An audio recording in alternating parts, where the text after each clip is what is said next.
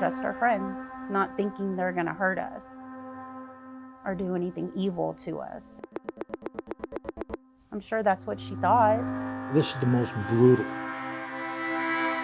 homicide that I've made in my 7 years in Houston homicide. The brutal murder of a teenage girl. A wonderful girl. The beaten body of 15-year-old Corianne Cervantes. Always smiling. Discovered in a vacant Clear Lake apartment over the weekend. She was wonderful, and we're gonna miss that every day. A so-called satanic murder. Satanic ritual. A deal with the devil. One of the suspects actually went to school with the victim. They discussed the fact that Mr. Reyes had sold his soul to the devil. Now we are learning more about the circumstances of her death. Well, how much worse can this get? And the two teens accused of capital murder.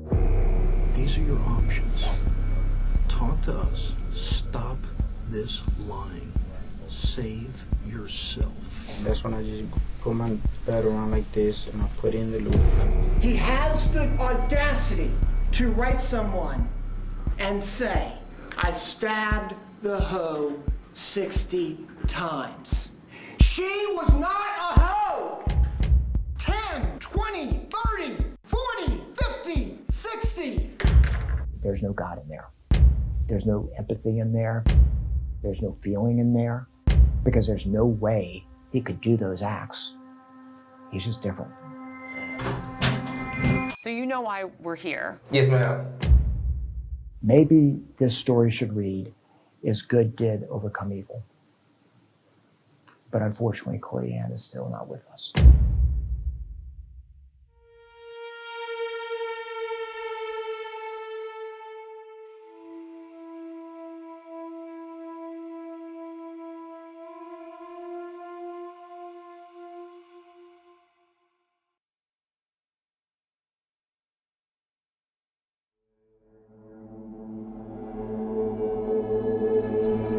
Saturday, February 8, 2014, 0406 and 48 seconds. Here's a paramedic with location emergency. Yeah, I found a lady. She looked deceased. She was in a vacant apartment. Looks like she's been assaulted. I'm not sure exactly what happened. The name of the apartment is the Bays. You know, she wasn't found for 5 days. And you said she's not awake? She's not. She is cold as ice, and I could not find a pulse. So Okay. I think she's deceased. This 15-year-old girl is just laying there. Her family not knowing where she is, if she is alive or dead. How cold it must have been in that apartment and how lonely it was. It looks like there's the toilet bowl lid thing, for the back of the tank. It's smashed up all over the place. And I think that might be what they used to whatever. I don't understand how anybody on either side of this vacant apartment didn't hear a damn thing. This is ridiculous. She has no clothes, so I don't know if she has any identification. Okay, you see any tattoos or anything visible, or? No, ma'am. She does have looks like a scar on her. No, I can't tell if that's a scar or not on her chest. It could be blood. Okay. I've never seen that kind of extended torture, extended no regard for a human being. And you said this could have happened a couple of hours ago? Yeah, we were standing outside smoking a cigarette, and we heard some noise, but the people in this building, they get loud sometimes on the weekends, partying. So I just wrote it off as them getting loud. I didn't hear anything specific, like a struggle or anything like that. And I'm not sure what the hell happened in here, because there's a closet right next to where she's at, and there's blood all over the inside of that closet. Okay. So I'm not exactly sure what happened. She doesn't look like a squatter, though. She looks like somebody who's been taken, had a place to be. I'm here with you. Yeah, I heard him coming down the street. You hear him? Yeah. Okay.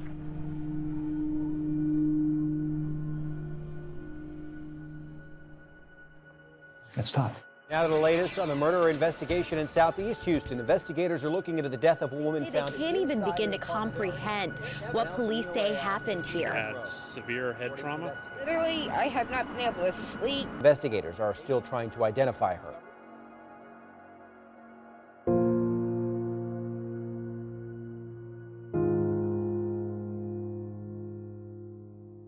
I remember being at my grandma's house, sitting in the living room. I remember hearing her just scream. And I just knew something wasn't right. Once I heard her, it was, something's not okay. The beaten body of 15-year-old Corianne Cervantes was discovered in a vacant Clear Lake apartment over the weekend. Now we are learning more.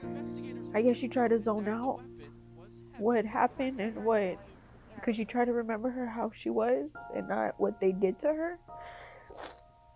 And then just hearing little by little every detail of everything that they did to her. Just, you don't want to believe it's her.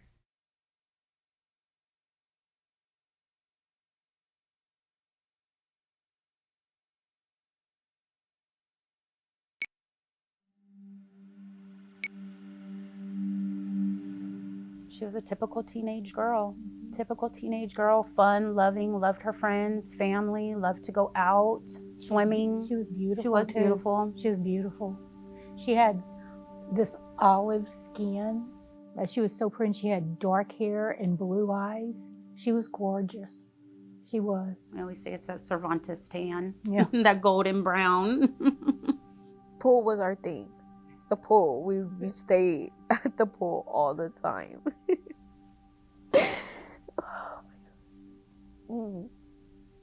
I really didn't have friends, so the only friend I would hang out with would be her.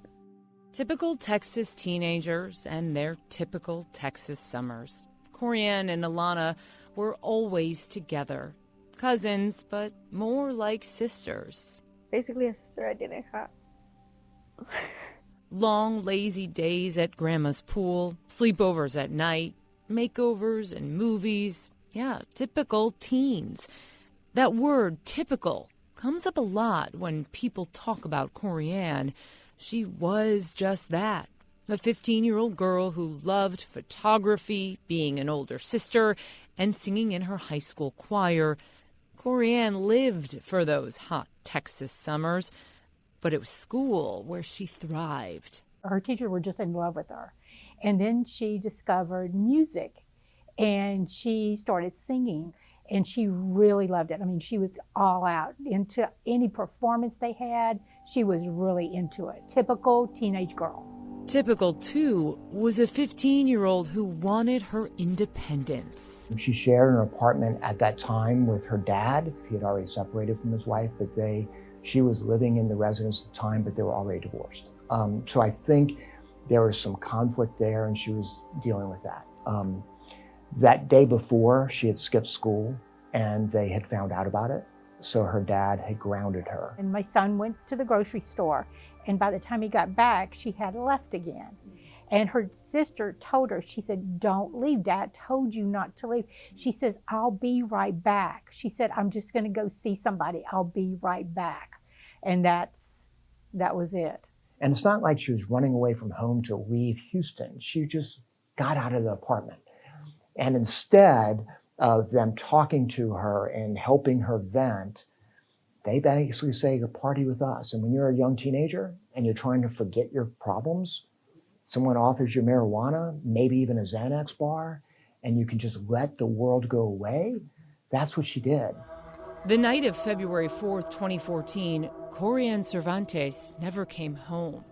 The next afternoon, her grandmother arrived at school like she did every weekday to pick up her granddaughter. No Corianne. Catherine Cervantes called her son Corianne's father. He thought, well, maybe she's spending the night with one of her friends. So that's where they started calling all the friends. My mom texted me saying that Corianne was missing. And I was like, well, okay, thinking, okay, typical teenage girl, rebelling, maybe upset about something, not happy with what her parents told her. Let me text her. So I did. I texted her on Facebook, said, "Hey, sweetheart, it's me, what's going on? You hope when your kid is upset and they leave and they try and cool down, they have good friends that can talk them into, okay, this isn't the end of the world, this conflict. But instead, she went into the arms of Jose Reyes and his friend. It had been 24 hours and no one had seen Corianne. No one knew that after she left home to party with other high schoolers, she disappeared down a stairwell with 2 teens, intoxicated, barely able to stand. But it really started the night in motion. It started the night that would become a nightmare in motion. No one knew the next morning, while her friends filed into homeroom, Corianne lay lifeless in apartment 5, that she would lay there for days, murdered by the boys she felt safe with. She trusted them. Yeah. She trusted all of them. I mean, every single one of them. Like teenagers do? Yeah, like teenagers do. We trust our friends, not thinking they're going to hurt us or do anything evil to us. And I'm sure that's what she thought, just going to go hang out with my friends. No one knew one of those boys would say he did it to sell his soul to the devil.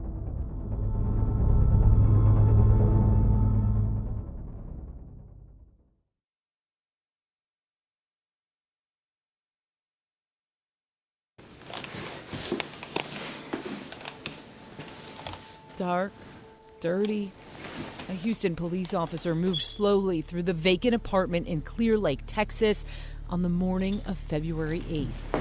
Trash and clothes strewn about, yellow markers, and chunks of thick porcelain shattered next to a girl's partially naked body. It was 15-year-old Corianne Cervantes, but no one knew it then. Her face covered in blood, and more blood spattered on the carpet, walls, and door in a small closet under the stairs.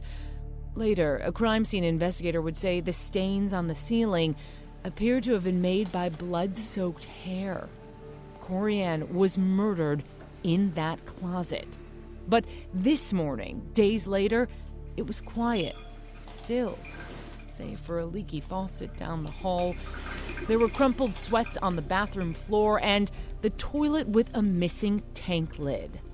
I have now been doing this work for 25 years, and I've seen a lot of pain and a lot of horrible acts. This crime scene, the way they tortured her, was the worst I've ever seen. What kind of brutality did she put up with prior to her finally dying? And it was so bad, you almost hope for death. That's how bad she was brutalized. Corianne had 61 stab wounds on her body and 15 cuts to her head, the medical examiner would later determine, killed with a screwdriver and beaten with the top of that toilet tank. Picks it up and smashes her head with it. But it just wasn't once. It was multiple times, because it breaks and then he picks up a broken piece and starts striking her about the head with it.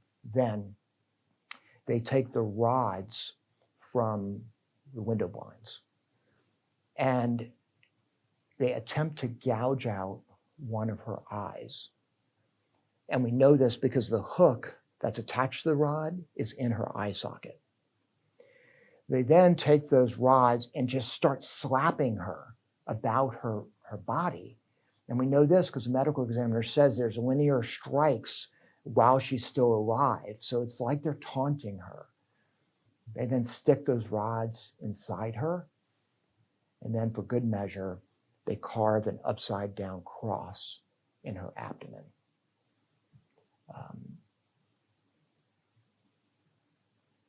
So it wasn't enough that they killed her. They tortured her. And they treated her like she wasn't a human being. And on the bloody door to that closet, a pentagram drawn. And just the nature of the crime, you know it's sadistic. But then you have these other clues that suggest that there's some type of devil worship or something like that involved. It kind of quickly became the satanic murders. As soon as Corianne was found, it just lit up the local media. And the school district here is offering counseling services. We started hearing all the details coming out on the news. It wasn't even like they show, I guess, in the movies where a cop comes to your house and explains everything to you. It's literally, you're seeing it on the news like everybody else on what happened. What was that like? Anger. And it was starting to hear what was done, you know, to her, because we didn't know.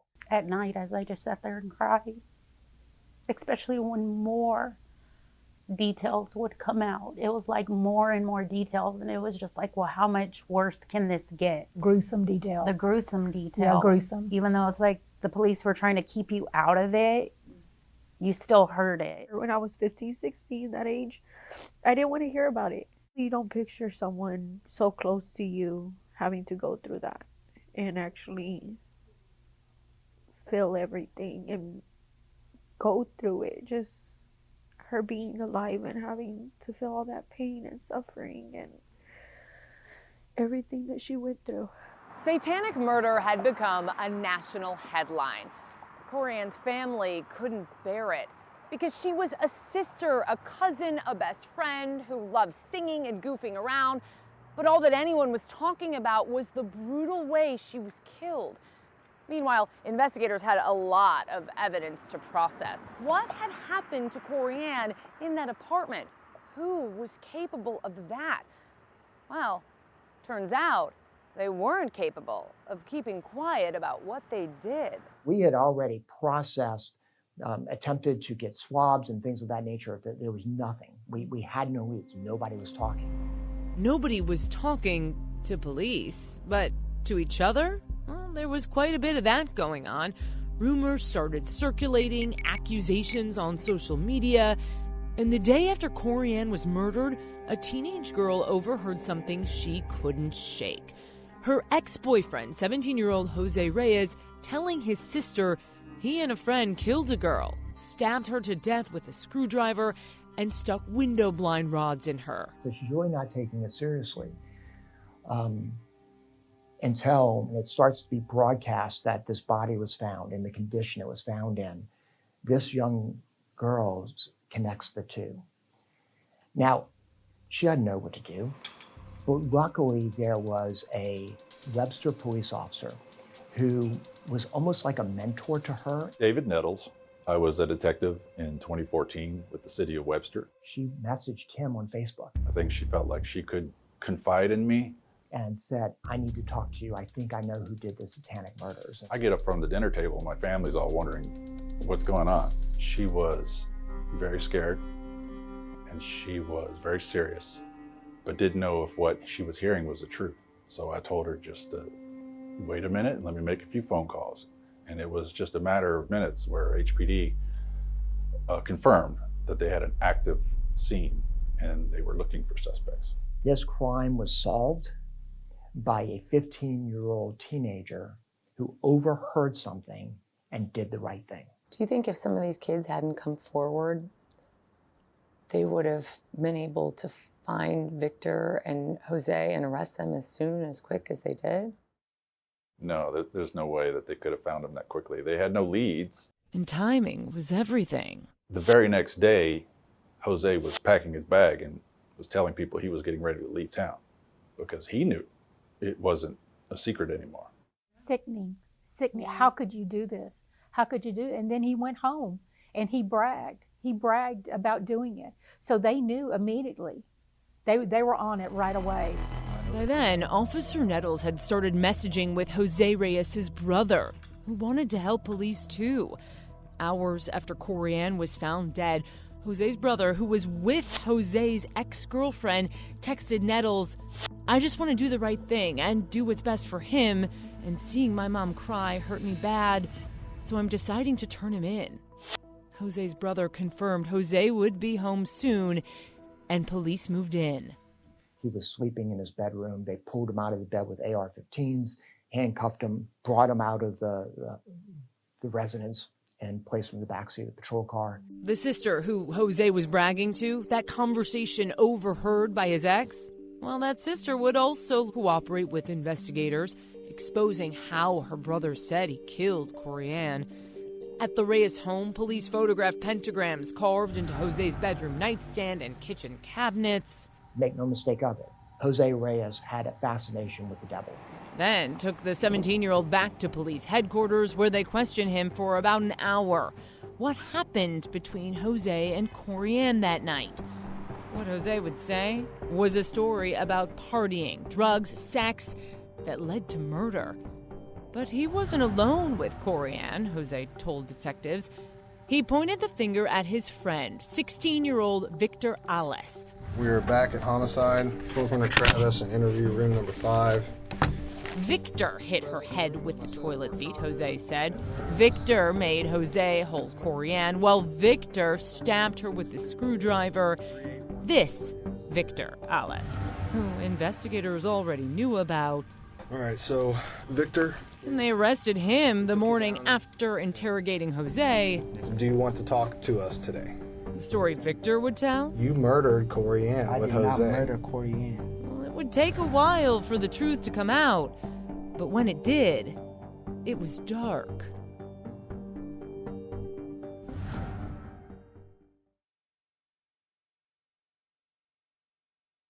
Present in the room is myself, Mark Condon, Ben Williams, and Lieutenant Zitzman. Now, former Houston Police Lieutenant John Zitzman sat across from Victor Ales in that small police interrogation room. Make a decision right now. He was more than happy to cooperate, thinking he was smarter than the 2 detectives in the room. A calm, reserved Victor, as the officers questioned him about Corianne, admitting he was with her the last day she was seen alive. But over and over, Victor says he had nothing to do with her murder. Right from the start, investigators are clear. They don't buy it. We know a whole lot of stuff that you don't think we know. I'm telling you the truth. No, you're not. We can bicker back and forth all day long, but I need to get through to you somehow. You're not going home after this, Victor. Well, let me tell you what. We had Jose sitting in that exact chair last night for an hour and a half, and he told us everything. I didn't murder Corianne. How many times do I have to explain to y'all? I didn't do it. Are we dealing with a psychotic psychopath that we need to put away for the rest of his life so he can't do this to anyone else? Or are we dealing with a kid that made a bad mistake and who maybe deserves at some point down the line a second shot at life? Let that sink in, because this is your one opportunity to save some part of a life for yourself and bring some justice to what was done to this girl, which is flat out horrible. We finally got boxed into a corner and you realized, man, I can't continue lying my way out of this. You're telling about this much of the truth, and this is the truth. So what do you want? What happened in that apartment? What's your version of it? Because all we got is Jose's version. And he's dropping you in the grease. He's blaming this all on you. Do you think she deserved that? You want to see the pictures? Yeah, I think you need to take bad. a look at what you did. What happened in that apartment, Victor? That used to be a 15-year-old girl with her life ahead of her. You did this. I did not do that. Yes, the people in court are going to see this, and they're going to know you did it. Those things stuffed into her are going to have your DNA and prints on them. I did not even touch that. I did not even do that. What did you do? I didn't even touch her. I was having sex with her, and then Jose started hitting her. Okay? And what happened? He started hitting her with the ashtray. And then I just stood up and I started flipping out. I didn't know what was going on. I was scared. I already have an open case. I didn't know what was going to happen. I saw him hitting her with the ashtray and she was bleeding everywhere. And the first thing she does is gets up and tells me, she was like, Victor, why are you doing this? And I didn't even touch her. I'm telling y'all the truth right now. Jose started hitting her with the ashtray and I didn't even know what was going on. I just got up. I was like, what the are you doing, bro? And then I don't know what he said. I just got up. I walked to the living room and I'm like, what the going on? I just started tripping. I didn't know. Jose started doing that to her. So you're telling me that Jose did everything and you just stood there and did nothing? Yes, sir. I was tripping. I didn't know what was going on. That's not true. That's not true, Victor. Yes, it is. All he's doing is denying, and you're present. You just kind of sit back and listen. And then about 20 minutes into the interview, you say, "Can I throw you a lifeline?" Yeah, his story was just so unbelievable. And if I just felt like I wanted to stop it. These are your options. Talk to us. Stop this lying. Save yourself. A switch flipped at that moment, and he does start to talk, and he gives you a little bit more and a little bit more. At that point in the interrogation room, what are you thinking? I want him to demonstrate to us what he did to the young lady. After Jose started hitting her, he told me to get the belt, my belt, and choke her because she was going to say everything. I was scared. I didn't think. So you choked her with your own belt? Yeah. Or a belt that you brought? Belt that I brought. Do you have a belt on you now, Victor? Yes, sir. Take it off for me.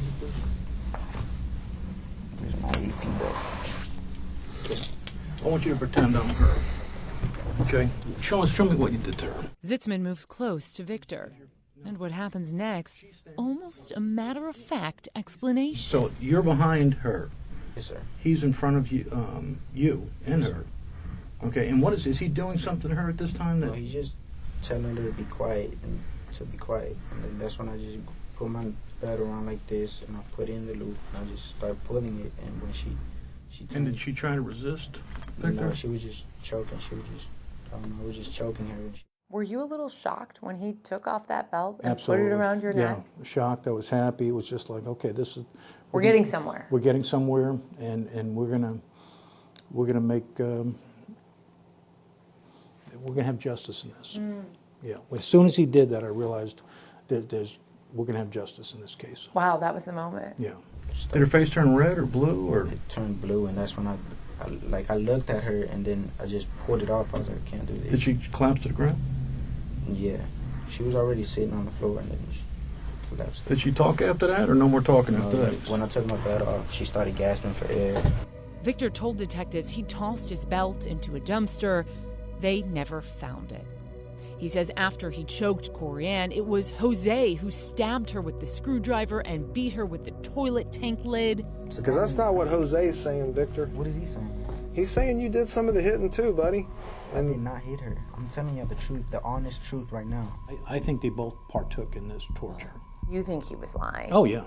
Oh yeah, yeah. I think they were both trying to impress one another, and I think Victor, with Jose visiting the dark side, and I think he wanted to be, say, look, you did it, I'll do it with you. Why is Jose telling us that y'all killed her to sell your souls to the devil? No, that's a lie. I did not. I did not do that. I would not sell my soul to the devil. But Jose just made that up? He said he was going to sell his soul to the devil, but I'm not selling my soul. Victor says Jose drew something on the wall, though detectives never asked specifically if it was that penciled pentagram. What was Jose's demeanor after y'all left the apartment? Was he happy, sad, angry? He was saying something about how he was, like, it feels good or something, and I just my mind was in shock. I couldn't even say nothing. Like, I felt like my mouth was shut. I had no comment to nothing. Did he tell you why he did it? No, he never told me why he did it. You combine the goodness of the victim and the age of the victim with the other evil acts of the defendants that are so young, it starts to make you lose faith in humanity. Later on, you think about those things, the evilness behind this killing and the viciousness behind this killing. How did you grow up to become this person? What happened in your life that you would grow up to think, wow, I got to try this? Whether it was anger coming from God knows where, Xanax bars and being high, combined with his belief structure. You don't have to necessarily believe in the devil to understand this was an evil act. So it just kind of all made sense, but that's what grabbed the public's attention. And the more people talked about it, the more friends of Jose and Victor's would come forward, telling police what they knew. Prosecutors were building a case, figuring out how the night started. What happened in that vacant apartment was sadistic. And Jose and Victor answered to their capital murder charges, eventually both charged as adults. 17-year-old Jose Reyes looked down at the ground as he faced a judge today. Corian's family would finally get to look them in the eye. The only thing that we're looking for is just justice for her. That's what we're looking for.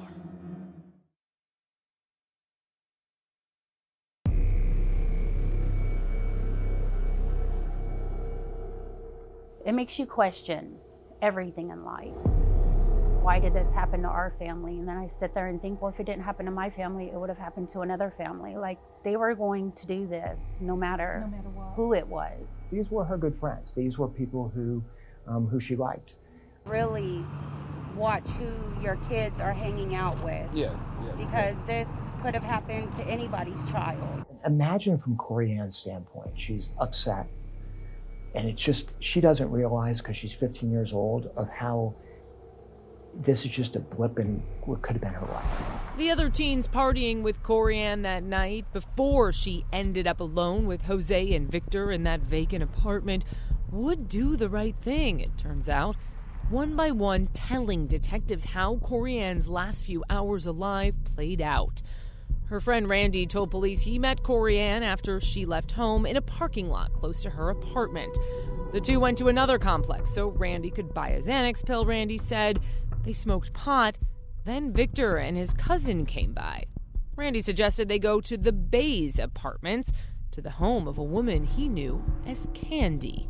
I believe she was in her 40s, and she would let the teenagers go to her residence and party, drink, smoke weed, hang out.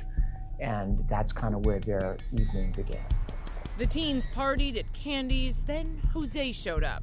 Corian appeared to be the most drunk, Candy would later tell police. Randy left around 9 p.m., picked up by his mom. Shortly after that, Victor and Jose offered to walk Corian to her friend's apartment, and Candy watched them leave. They never went to that friend's place.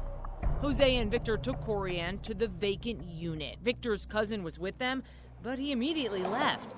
Candy had no idea Jose and Victor took Corian to that empty place, police confirmed. And investigators say both Randy and Victor's cousin were never suspects. Their accounts about leaving early checked out. What happened after that, being high, being upset, is they, no other way to put it, they ended up in consensual sex. And keep in mind, Courtney, we have to piece together both the physical evidence as well as statements to police, as well as what Jose Reyes told some of his teenage friends to kind of piece it together. At some point, it appears from Jose Reyes' own admission, Corian bit his penis. I deduct from that, at that moment, they were getting rough with her, and she was not consenting to that. So her defense mechanism was to defend herself and to bite him. And that moment when she defended herself and wanted to stop the sexual encounter is when it all began. The hitting with the ashtray, beating with the toilet tank lid, the belt choking. Jose Reyes is the one driving this, and that's from all accounts. She then tries to run, and she tries to run outside of that closet, and Jose Reyes himself stops her by clotheslining her. The screwdriver stabbing, the rods from the window, the brutality of it all. I don't understand. It's hard. Yeah, I don't think you ever come to grips or reality with it at all. It's just like you just tuck it away. It's just back there in your memory. When someone chooses to kill a youth, you kill everything they could become. And the fact that these people who were so evil and did this were 17 and 16 themselves, it's hard to get your head around. Jose and Victor left Corian's body in that cold, dark apartment. Victor went home. Jose called his sister for a ride. She doesn't have any money for gas. And so he doesn't know what to do. So you're not going to believe this. He went back to that apartment And he slept in that apartment as Corianne lay there, murdered, tortured, and lifeless. The next morning, two of Jose's friends, Leo and Miranda, picked up Jose from the Kroger next door. They, too, would eventually turn to police because what Jose said to the couple that day and the days to follow would leave them deeply disturbed. He explained every detail, and I didn't really believe him. In an interview with detectives, Miranda said Jose wasn't shy about what he'd done the night before as he graphically explained Corianne's final moments. He told me that he got a screwdriver, and while the other guy was like having sex with her, he stabbed her. He said he got the thing from the toilet and smashed her head with it, and he said it broke in half, and he got one piece, and he did it more. The way he was saying it, he was like happy about it and smiling and like funny. You know the things that you do with the curtains in the apartments? He got those, and then he stuck those inside of her. He's like, I did it all the way until I felt her insides breaking. And these are the words that came out of his mouth. You're not making this up. No. Leo told police he noticed Jose's hand was swollen when they got him from that grocery store. I was like, what'd you do last night? I was like, who was it? He's like, I don't know. He's like, I don't remember. It's like my hand hurts. What did Jose tell you about the murder when y'all got to his house? You need to be truthful here, okay? Like, honestly, I didn't believe him. What did he say? He was like, he said that him and Victor did something that night, and I was like, what? He's like, I can't tell you. He's like, me and Victor sold our souls. Days went by before Leo says he knew Jose wasn't kidding around. I slowly started believing him after hanging out with him because, like I said, we do music. And whenever we would rap, he was only rapping about one thing, like, the whole time, like, one subject. And it freaked, like, not only me out, but, like, some other people that were around us. What was it? He was talking about the murder. Did he mention anything else about any other people being there at the time? At any time did he say anything other than his name and Victor's name being involved in this? No. I asked him why. Why would you do this? What did he say? He said something like he ended her suffering and he let her go. Did he ever say her name? He said her name was Corey. It's so horrific, she's thinking to herself, this clearly can't be true. Until days later, when it hits the media, Upside down cross carved into her stomach. and she finds out about someone who was tortured, then she connects it. They all connect it.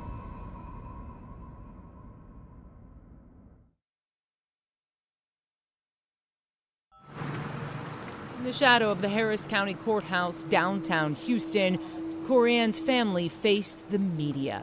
It was all becoming too much. The noise around what had happened, the story had changed.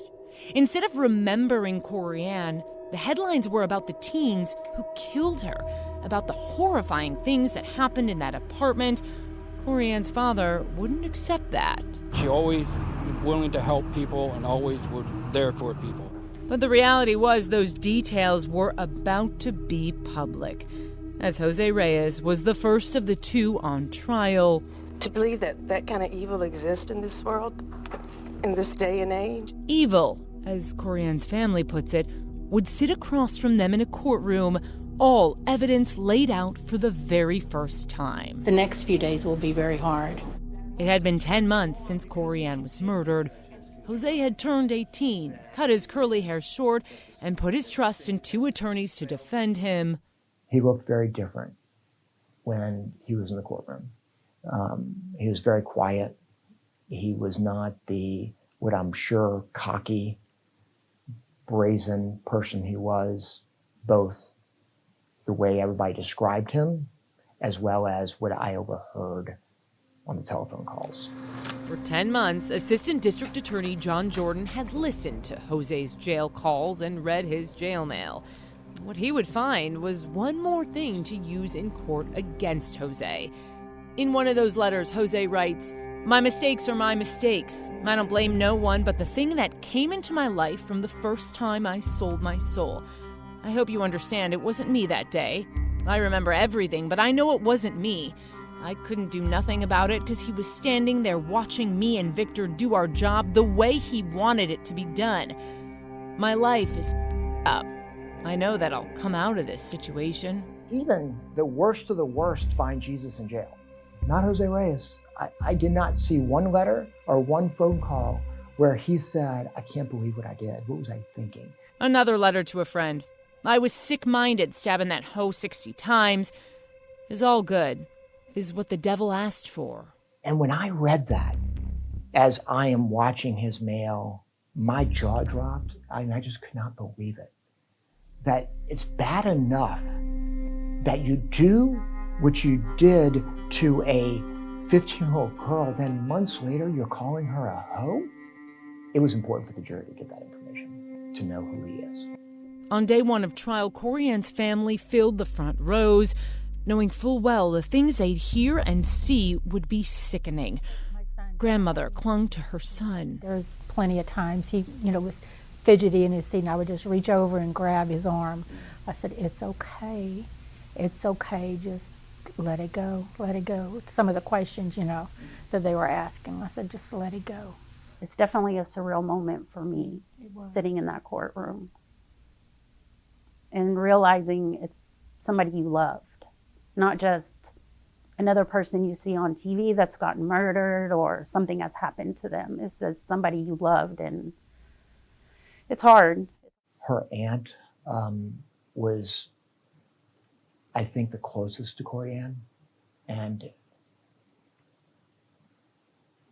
sometimes it takes another family member that maybe is not the parent that becomes closer with a teenager. I feel like with the love that she had, she was going to get through her things she was going through. I have every confidence in the world. But the trial was not about how much Corian was loved. No, what a jury was about to see was how much she was hated by two teens who were supposed to be her friends.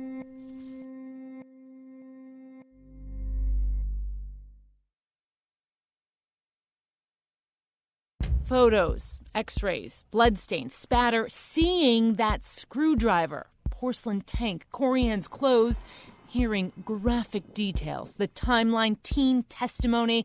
The Cervantes family sat through it all for a week. What they could, anyway. A lot of times we did leave the courtroom because they said just, we had to. Watching Jose Reyes, listening to the torture described. She literally suffered through that whole process, and you had not one bit of remorse at all. Because they just smiled during the trial. That's all they did, was just turn around and smile at everybody.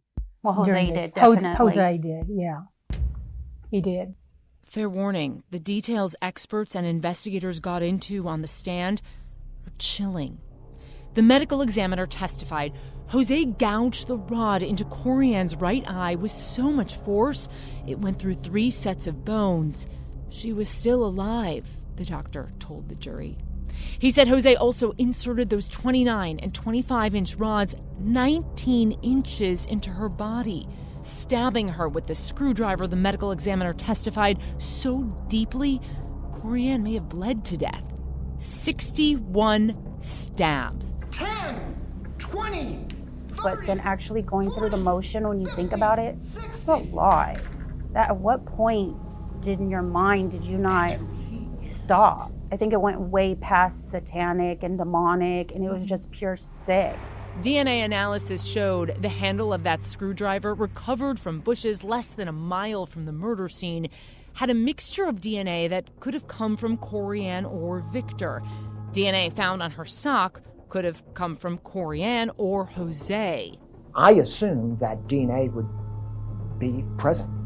I assumed there would be DNA or fingerprints or something on the rods or the commode back.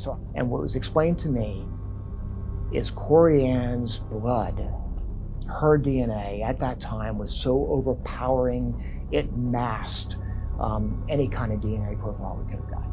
And of course, DNA is different now with mixtures and things of that nature, but back then, 2014, we weren't where we are today. So that's when we pivoted to all those citizen witnesses. We had to corral all of these people. By now you know that the people who told detectives about what they heard and saw are the backbone of this case.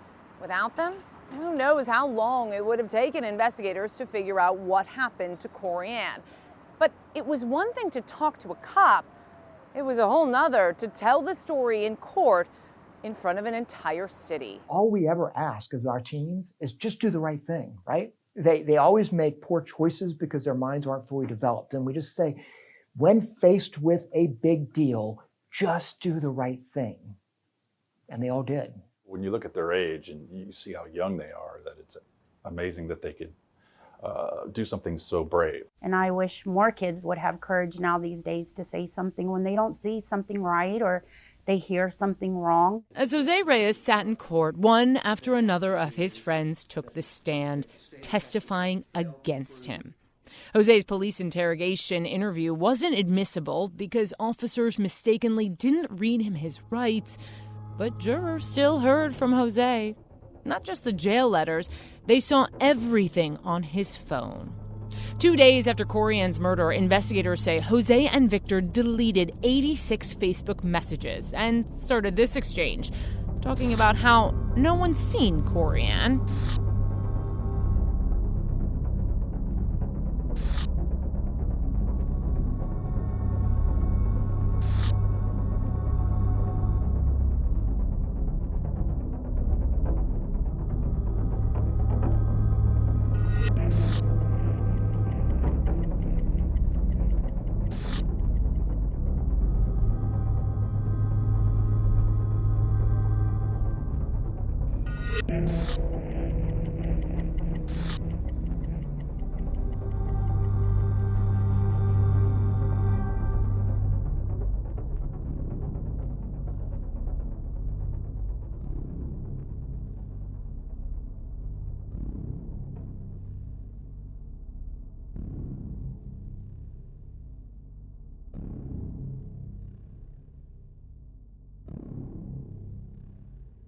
I don't think teenagers had any idea that those social media sites would provide information to the police. Finally, the jury had heard it all. It just seemed like from beginning to end. Time to decide Jose Reyes' fate. It's the last place on earth he wanted to be. 4 days of gruesome testimony is finally over. When you're not ashamed of what you did, when you tell someone about it, you tell people about it. The total disregard for human life, that she was somebody's daughter. 9 months later, after committing a horrible act and sitting in jail, waiting for U12, he has the audacity to write someone and say, I stabbed the hoe 60 times. She was not a hoe! But even with that, he just sat there, void of emotion. But should we be surprised? She was a granddaughter. She was a daughter. She was a niece. She was a 15-year-old girl. A teenager. She was a precious part of our family. There's no God in there. There's no empathy in there. There's no feeling in there. Because there's no way he could do those acts. He's just different. They knew what they were doing. They knew. And we know he hit her at least 15 times. Think about that. She was wonderful. She was great. She was bubbly. She just loved life. We, the jury, find the defendant, Jose Reyes, guilty of capital murder as charged in the indictment. Signed, foreman of the jury. Just glad the court system worked, and he got what he deserved. make no mistake of it, we were able to convict Jose Reyes based on him telling other people. 6 months later, a jury needed only 30 minutes to guilty again, this time for Victor Alas. And it took 24 jurors, 2 defendants, to bring us justice today. 2 teens convicted of capital murder as adults, sentenced to life in prison. Well, I'm feeling justice for my daughter. You know, that she was vindicated. It's not justice. Justice for me is doing to them what they did to my niece. That's justice for me. And I mean, I've definitely thought about it multiple times years ago, you know, playing that out in my head, doing what they did to my niece to them. Now I don't so much anymore because it's the anger. You don't want to keep that anger inside of you, but it's never justice. 10 years later, what does justice look like? 3 hours southwest of Houston in Beeville, Texas. My name is Jose Reyes, and they got me here for capital murder. In a metal box behind thick glass, shackled at his wrists and feet. So you know why we're here? Yes, ma'am. Jose Reyes agreed to talk with us. What I'm about to tell you is y'all are gonna be shocked because I've held things in that I shouldn't even have held.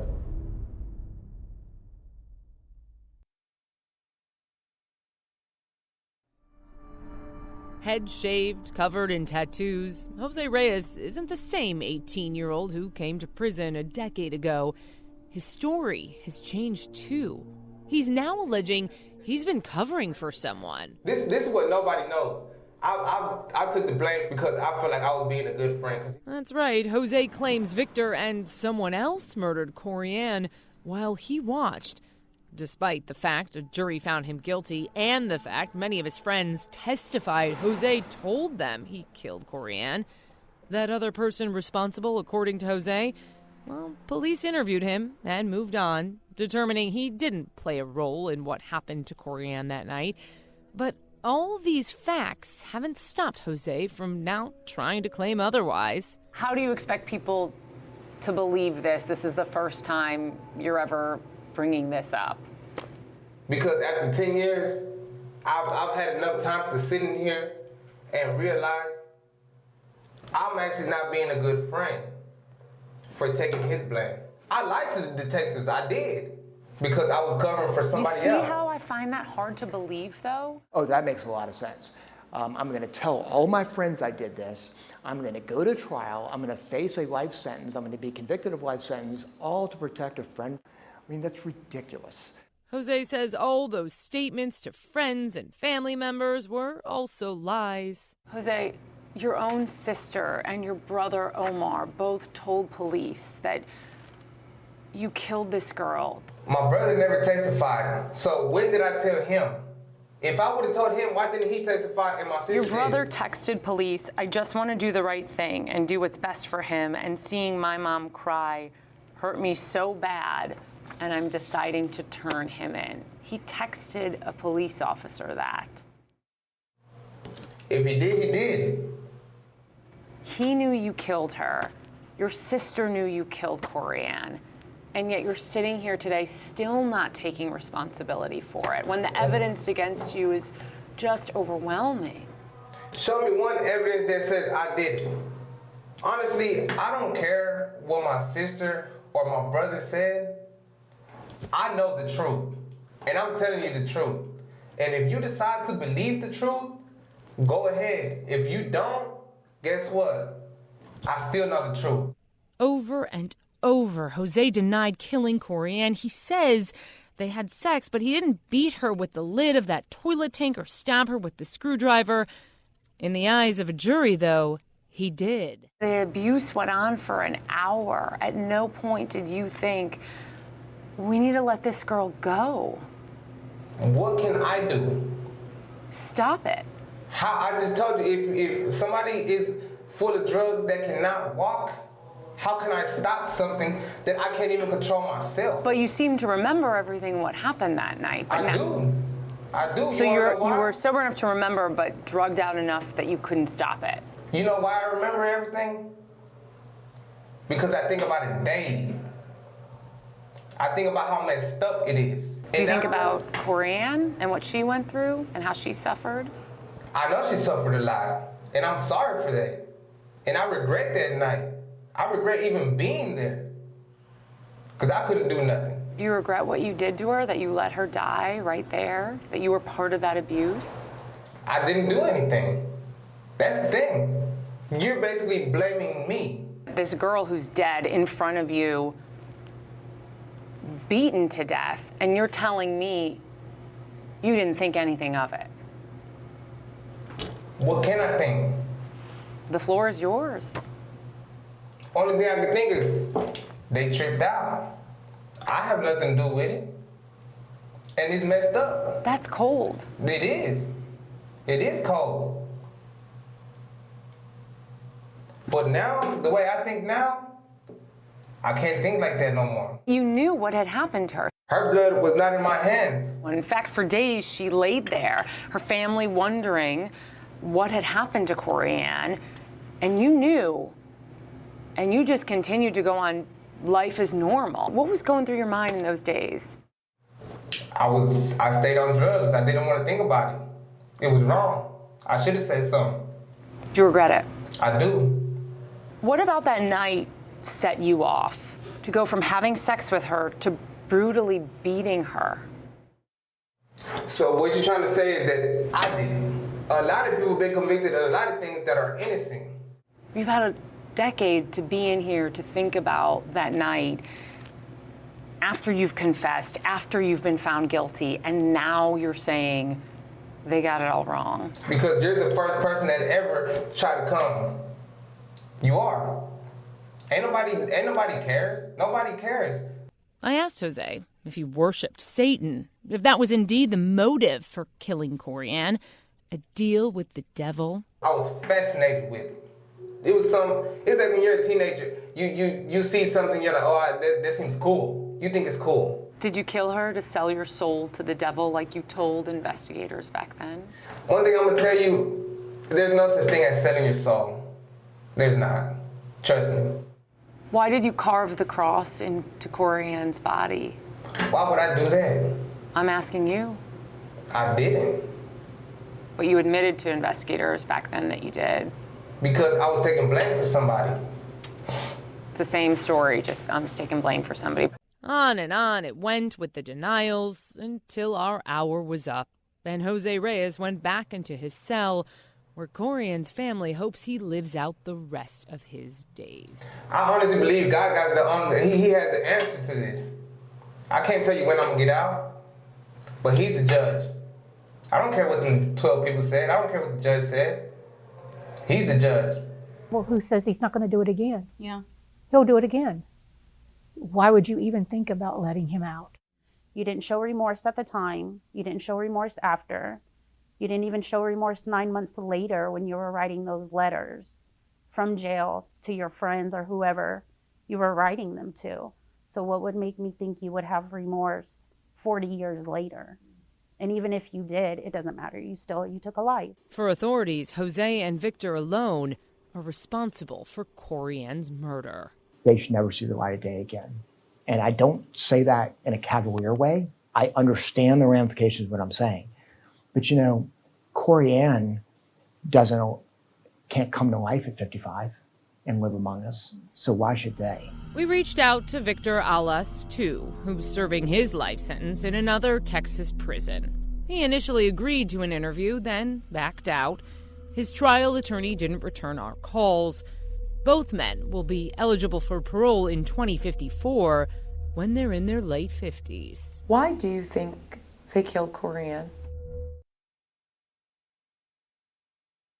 Jose Reyes and Victor Alas may be in prison for the rest of their lives, and there's comfort in that for investigators who work the case.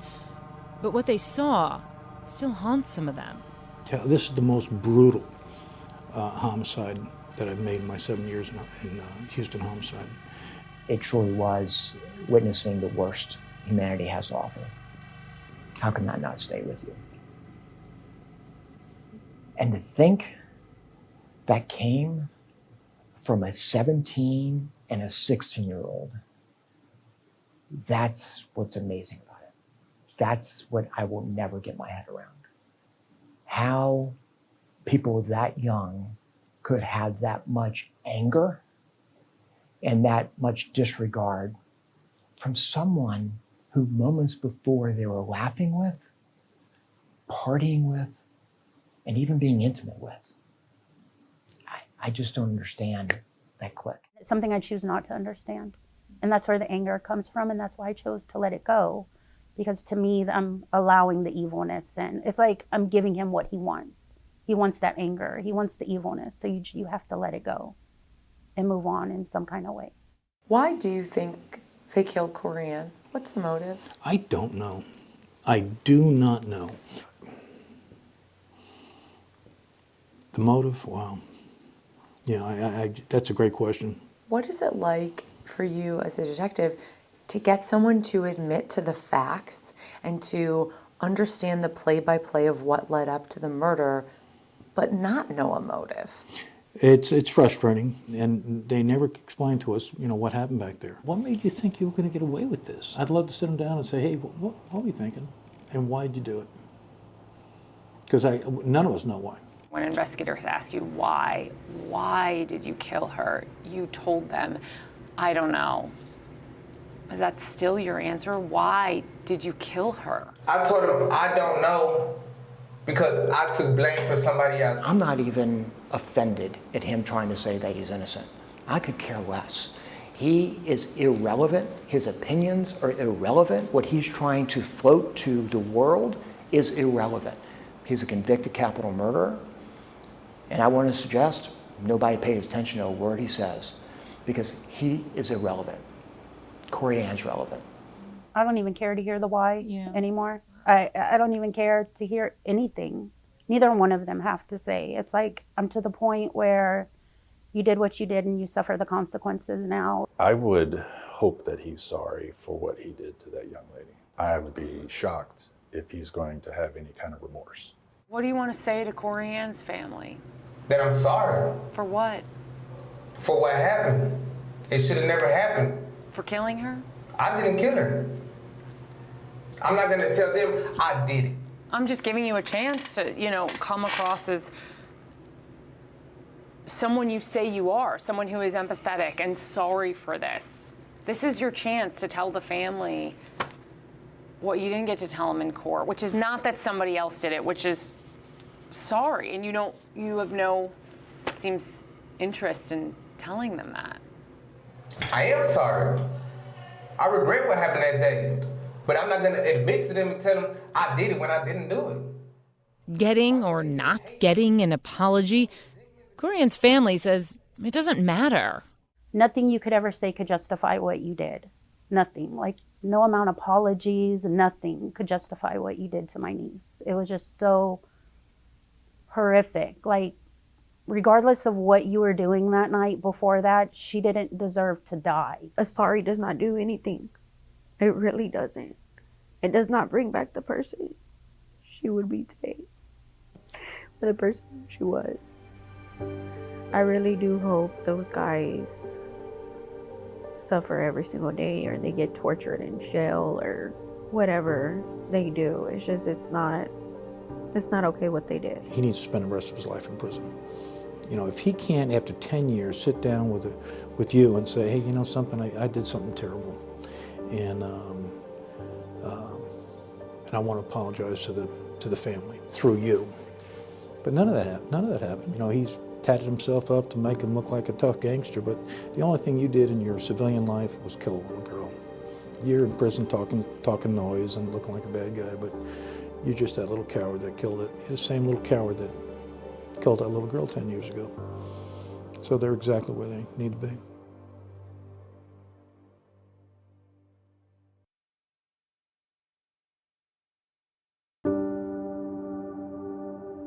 Corianne Cervantes would be 25 years old today.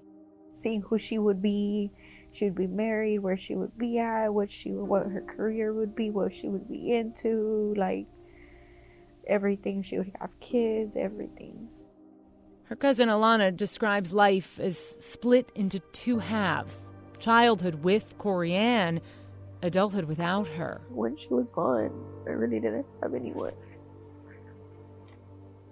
And I didn't have someone to sit there and send a message to talk to about things or anything like that. They took away your person. Yeah, they sure did. She was like a sister to me. Time has softened the pain, though. There's comfort for these women in wondering who Corianne could have been, what she would have done with her life. She would probably be the one that I would be doing things with. Since I always do things with my mom. She would be the one that I would probably be doing everything with, rodeo, all that stuff. So, I know she would be a very beautiful girl. That's all I do know. And if she was here. Do you think about her a lot? I do. Milana grew up differently from the other kids, her mom admits. Memories come up here and there. Overprotected. Mom worried a lot. It's changed the way I raise my children.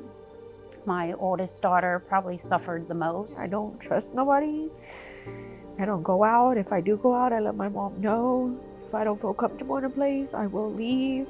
She wasn't allowed to go anywhere. It's like even now, I mean, she's 27 years old, and if she's going out and I don't hear from her, it's like, where are you? Why aren't you calling me? Why aren't you texting me? What's wrong? The rage Katera once felt has subsided too. And you have to sit back and realize you don't want to be angry, because that's not going to help the situation. It's not going to help me. It's going to make me sick. And it's just, you're going to carry this anger for the rest of your life. So you have to, I don't know the right wording for it, but tuck it inside and try to move forward. But there is a part of Corianne's story her aunt doesn't want forgotten. For teenagers, question the people you choose to surround yourself with. Who can you trust? Who can't you trust? After all, Corianne went willingly with people who made her feel safe. Have your guard up. Be aware of your surroundings. And if something doesn't feel right, leave immediately and tell your parents. The people you've been hanging out with for a month, a year, 2, 3 years can easily hurt you as somebody that you just met off the street. Though, in the end, doesn't good prevail? Outweigh the wicked? Corianne's killers were caught because good people did the right thing. I love the fact that teenagers got justice for their teenage friend. I love the fact that it was Jose Reyes' ex-girlfriend who overheard it and reached out to a cop who was kind to her that solved the crime. I love it that the 2 people who actually picked him up the next day from Kroger, not realizing what he had done, who were going through their own issues, came to court and testified for Corianne. Maybe this story should read, "Is good did overcome evil." But unfortunately, Corianne is still not with us.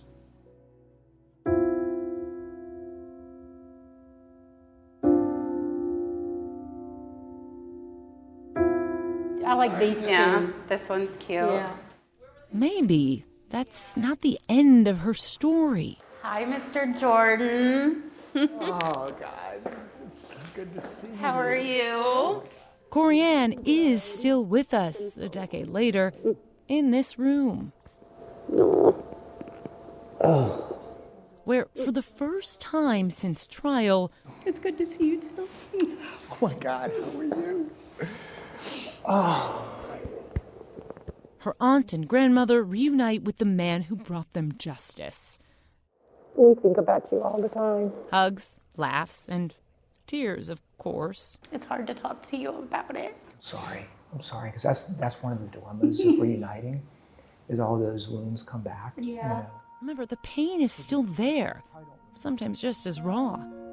That's part of the bond these people share, something no outsider can understand. No amount of time passed can minimize it. And they embrace it, talk about it, like it was yesterday. it's a privilege to go into court and to give her a voice and to give y'all a voice, you know. But remember I said that, you know, it wasn't going to give you the closure you expected, but it was a step in the process for the healing, I hope, you know. Yeah, I guess the way I feel it, it was closure in a way. Like, you feel it when you're there. Like, yes, we got justice. They're going to jail for the rest of their lives. Like, they did this to my family. He got his justice. But then when you leave, you're by yourself. And then you realize, I guess, what kind of justice? You're so focused on getting it, and then it feels empty, you know. Yeah, when you leave, it's like, okay, it's over now. So now what? Now what? Gadara's still asking it 10 years later. There's no answer, really.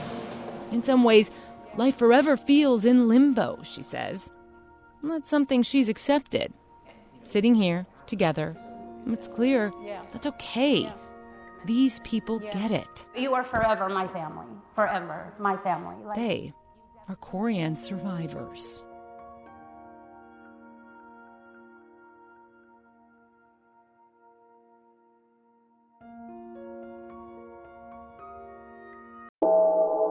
Talking to Tony Shore. Anthony Allen Shore, for the record. All right, great. It always amazes me how people just, yeah, you want to ride? Sure. Yet another discovery of the body of a young girl in Houston. Murders are not uncommon. The body is that of a young girl. And in my experience as a prosecutor, murders kind of fall into a couple categories. There's crimes of passion. There are crimes that are drug or alcohol induced. And then you have someone like Anthony Shore, who, it's not just one murder, it is a way of life. Deanna Rebollard's naked and badly beaten body was discovered near a vacant office building on the North Loop. Back then, they were afraid of declaring we've got a serial killer without absolute proof of it. The body of 16-year-old Dana Sanchez. It's spread out years apart. Found in a remote area off the North Freeway. No witnesses saw anything. Investigation of the Sanchez murder has brought out interest in 2 other cases. Different parts of town. Each was abducted during the daylight hours. Each is missing at least one item of clothing. In some cases, the latter 2, they're missing all their clothing. He could ride the high he got off of killing somebody for a year or more. In some cases in the beginning, the euphoria that he gets from committing his murders lasted longer, and as time goes on and he kills more and more, it's shorter and shorter periods of time. He didn't look like a violent person, but he was. You'd never know that there was that demon hidden behind the facade. And was there a demon in there? Yeah.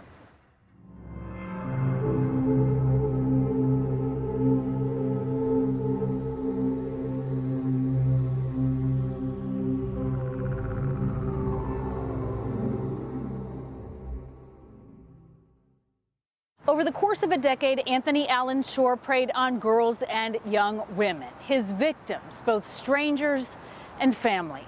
The killings so spread out in time that in the sprawling city of Houston, Texas, the public was largely unaware of a lurking serial killer with a signature calling card, homemade tourniquets that he used to strangle victims. Shore went undetected for 2 decades. It would ultimately be his own flesh and blood who exposed him. He wasn't evil looking or evil acting, but inside he was the example of evil. I was assigned to the scene. I was working night shift, 11 at night till 7 in the morning. When we arrived, the patrol units were already on the scene and had taped off the area where the body was located, and there was initially an ambulance on the scene, but it was not needed because the victim was dead. So me and my partner began to process the scene of the body of Diana Rebellard. The 9-year-old girl had gone to the store alone a few hours earlier and never returned. Diana Rebillard was 9 years old, a student at Burris Elementary, just a few days shy of the beginning of her 4th grade year. She and her family lived in a duplex in the Heights area of Houston, named for its higher elevation in a city just 50 feet above sea level. On the afternoon of August 7th, 1994, Diana headed out with $5 in her pocket and the mission to buy sugar at the corner store. It was only 2 blocks away.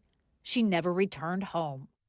Plainclothes detectives worked searching for clues. Still, the police canvassed the neighborhood. Family and friends posted flyers. Her parents feared the worst. 12 hours later, a security guard on patrol at a vacant office building 5 miles from the little girl's home found her body. Diana was laying in the back of the parking lot near a loading dock. She was naked from the waist down. Appeared that nothing else indicated that the crime had occurred there, and we believe she was probably just dumped there. Other than that, there were no witnesses. Absolutely nothing to go on, just a young Hispanic female, 9 years old, dumped in a parking lot. And around her neck was a ligature. It was made out of a parachute cord, which is common, and inside the parachute cord was inserted about a 4 to 6 inch stick so that you could turn the stick and tighten the ligature. Until it gets so tight that it cuts off blood flow and circulation. And it's just an easier way than just taking the rope by itself or the cord by itself? It's a more controlling way. The homemade tourniquet reminiscent of another murder from 2 years earlier, upping the ante for the Houston Police Department. So there was definitely a sense of urgency. I think everybody there feared the possibility of there being additional killing. And unfortunately there were.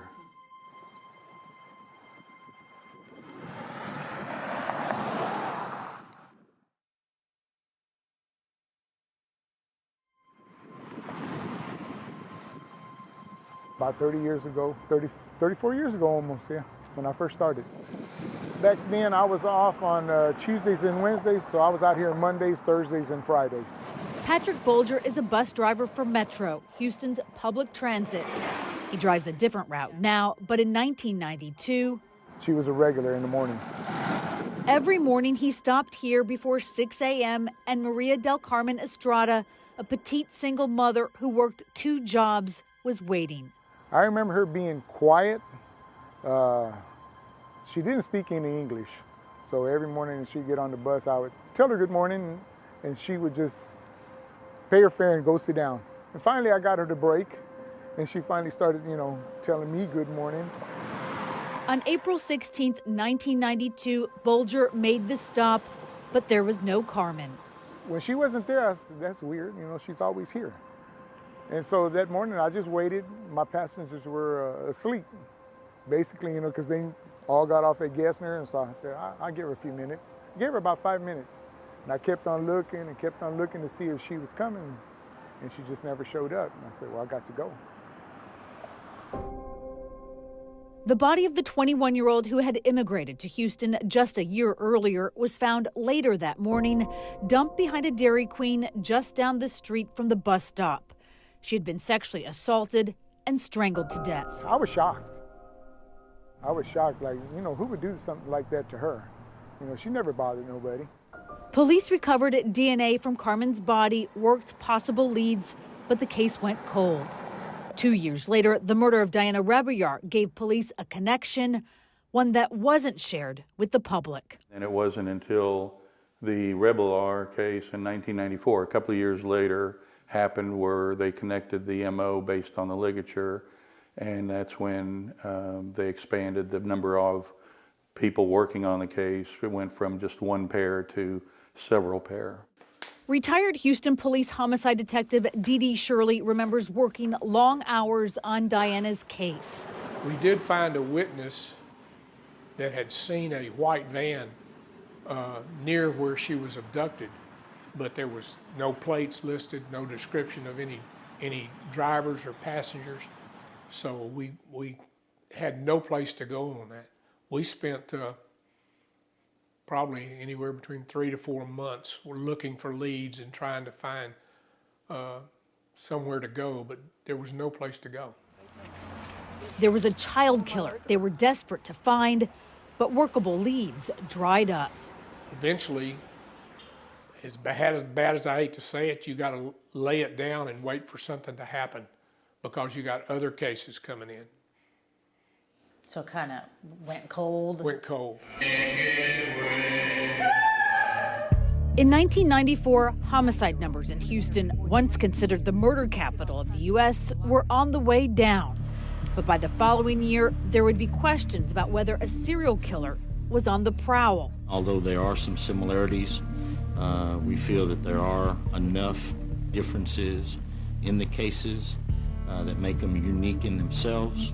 A call to a local television station. The male did not identify himself. Revealed another body. Said that he had killed this white female. And ignited fear. You could locate her body in this general area. I mean, I'm worried about all these young girls. Just keep them inside, no more outside by themselves. At 3:05, sheriff's deputies found the badly decomposed body of a young white or Hispanic woman, nude, face down, about 15 feet off a dead-end road.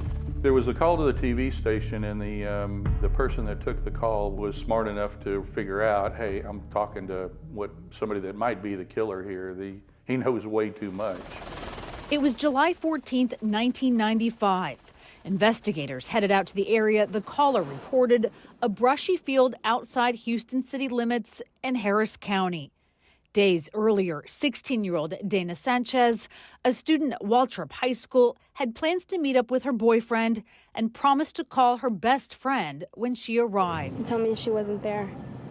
And I was like, I got scared. I was like, maybe she'll come back tomorrow. And we waited till the next day. And then when I didn't hear nothing from her, just thought the worst. Dana's family searched and waited for 8 days.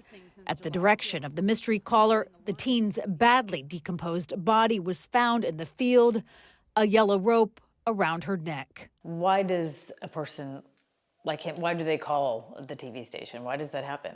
The body wasn't found. He wanted the recognition, he wanted to control, he wanted to control the narrative. He liked seeing it on the news. Yet another discovery of the body of a girl in Houston. He liked the attention on himself, and he liked the control. And I think that was when the body wasn't immediately found, and when he wasn't getting any of the attention, he decided to stick his finger in it and stir it up a little bit, and that's exactly what he did. And he got what he wanted. And right away it was back again on front page news. Do you believe you have a serial killer on your hands? We don't have evidence to prove that. We don't have evidence in the least to prove that. We won't know that until we get somebody in custody. The reality that her killer had struck before was coming into focus. There must have been a homicide of this young girl here. Do you all think this is a serial killer? Well, I think it is. I think it is. Has to be. Why? Because the way he killed those two girls. He was a predator. He would go out hunting. So you called him Tony. Did you call him Tony? He went by Tony? Tony. Pretty normal kid. He was extremely gifted when it came to music. I don't think there was an instrument ever made that he couldn't play. He could see it for the first time in his life and within 10, 15 minutes play it like he played it his whole life. Just extremely musically inclined. He liked to draw, he liked to paint. Very gifted in the arts. Very likable, very charismatic. Knew how to say the right thing, how to act the right way. He presented very, very well. You'd never know that there was that demon hidden behind the facade. Anthony Tony Shore was born in South Dakota. The first child of Deanna and Robert Shore, he had 2 younger sisters.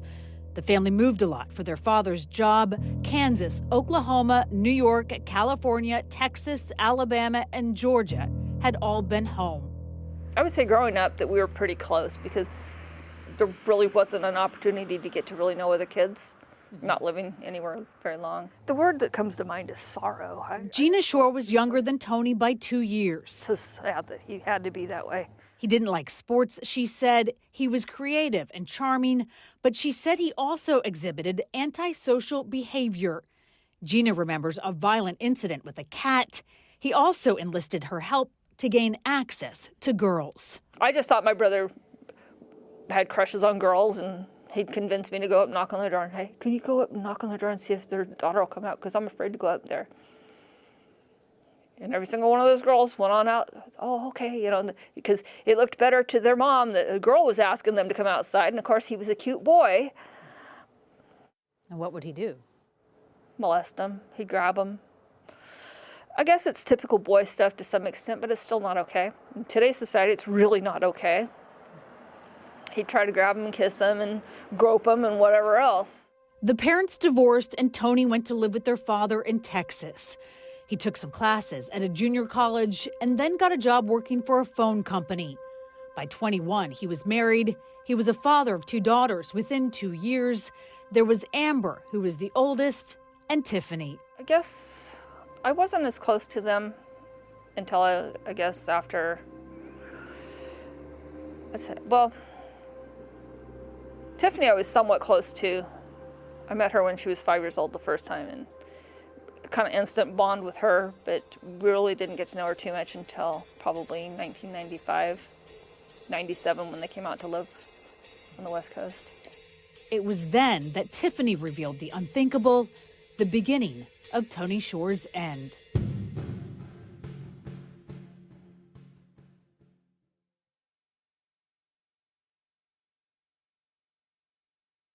I had had a really bad day at work, and I asked her, I said, I was just going, hey, you ever feel like somebody's done something just you felt was not justified?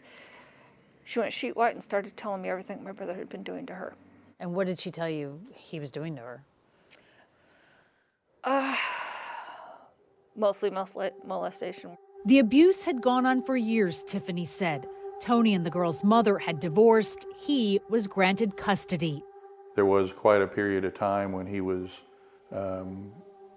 the children's only caretaker.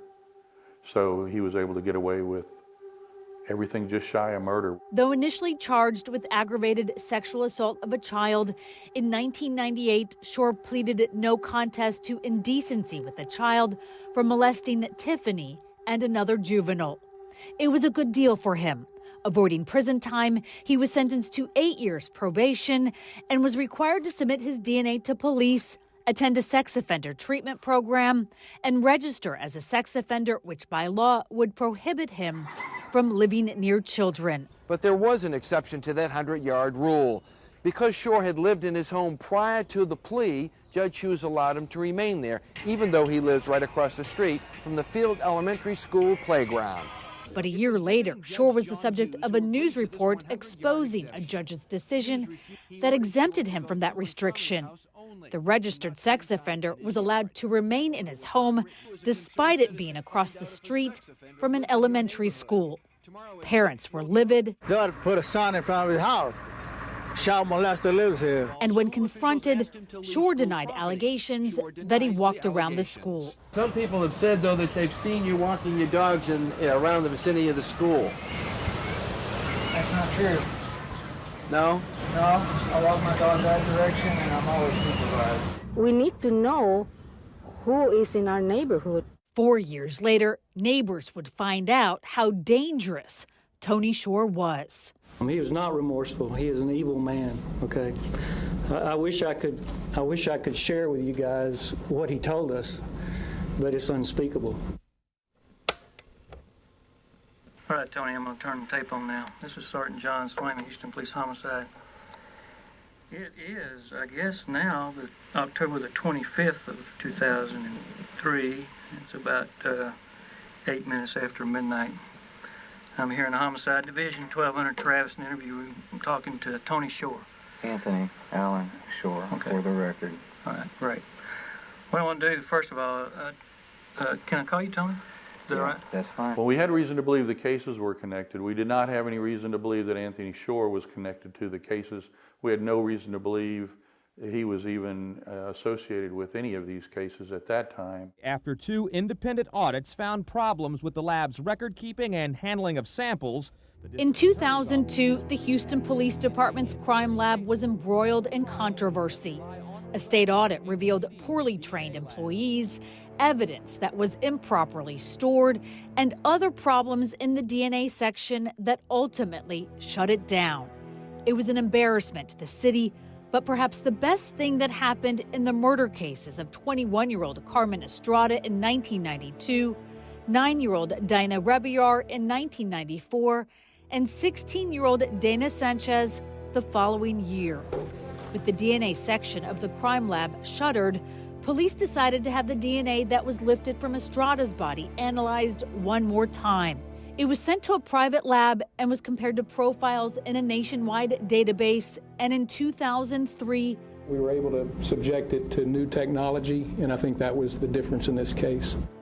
More than 10 years after the first known murder, there was a match. It was sitting there all that time, and it was fortunate for us, I guess, that it was at least properly maintained, and they were able to get a full profile of it. It would have been nice to have back in 1992 or 1994 or any of the following years afterwards, but we got it eventually. Shore was arrested for capital murder, accused of killing Estrada.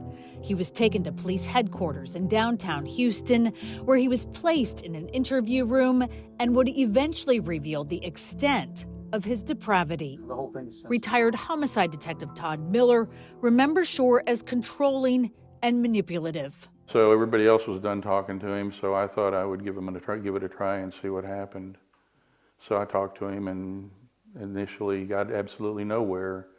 I think we bought him dinner at some point, fed him, and he was willing to talk. He never clammed up. He actually had questions. I would ask questions, he would ask questions, and he was engaged in the interview the whole time. He never actually stopped being engaged. But the interview was stagnant for the first half. It wasn't until the second half of the interview that things started opening up, and then ultimately he got to the point where he asked, "What if I asked you a hypothetical question?" And I said, "Well, I'd give you an answer." I said, "Depending on the circumstances, I'd give you the answer that you're looking for." I said, "What's your hypothetical question?" And then we danced around the whole hypothetical question for several hours before he finally came up with the hypothetical question. Hypothetically speaking, if I was to tell you about all those cases you wanted to know about and tell you about 2 other ones, how would that make you feel, Officer Miller? And I said, "Well, that'd make me feel pretty good." Number one, you have the right to remain silent, not make any statement at all. In truly controlling fashion, Shore requested to speak to another detective. Number two, any statement you make may be used as evidence against for you the in big court. confession. You understand these warnings? Yes, sir. Do you want to waive these rights and talk to me about some cases? Yes, sir. Detective John Swaim switched with Todd Miller, and Shore revealed another murder. He started off by giving us a murder that we did not even have connected to the others as a beginning, because no tourniquet had been involved. It was a murder that he had done in 1986.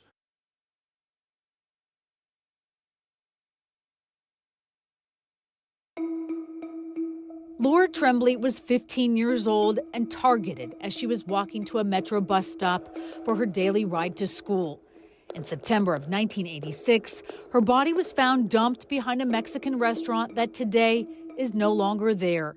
She had been strangled with a cord. Lori's fully clothed body was found dumped behind this West Houston restaurant.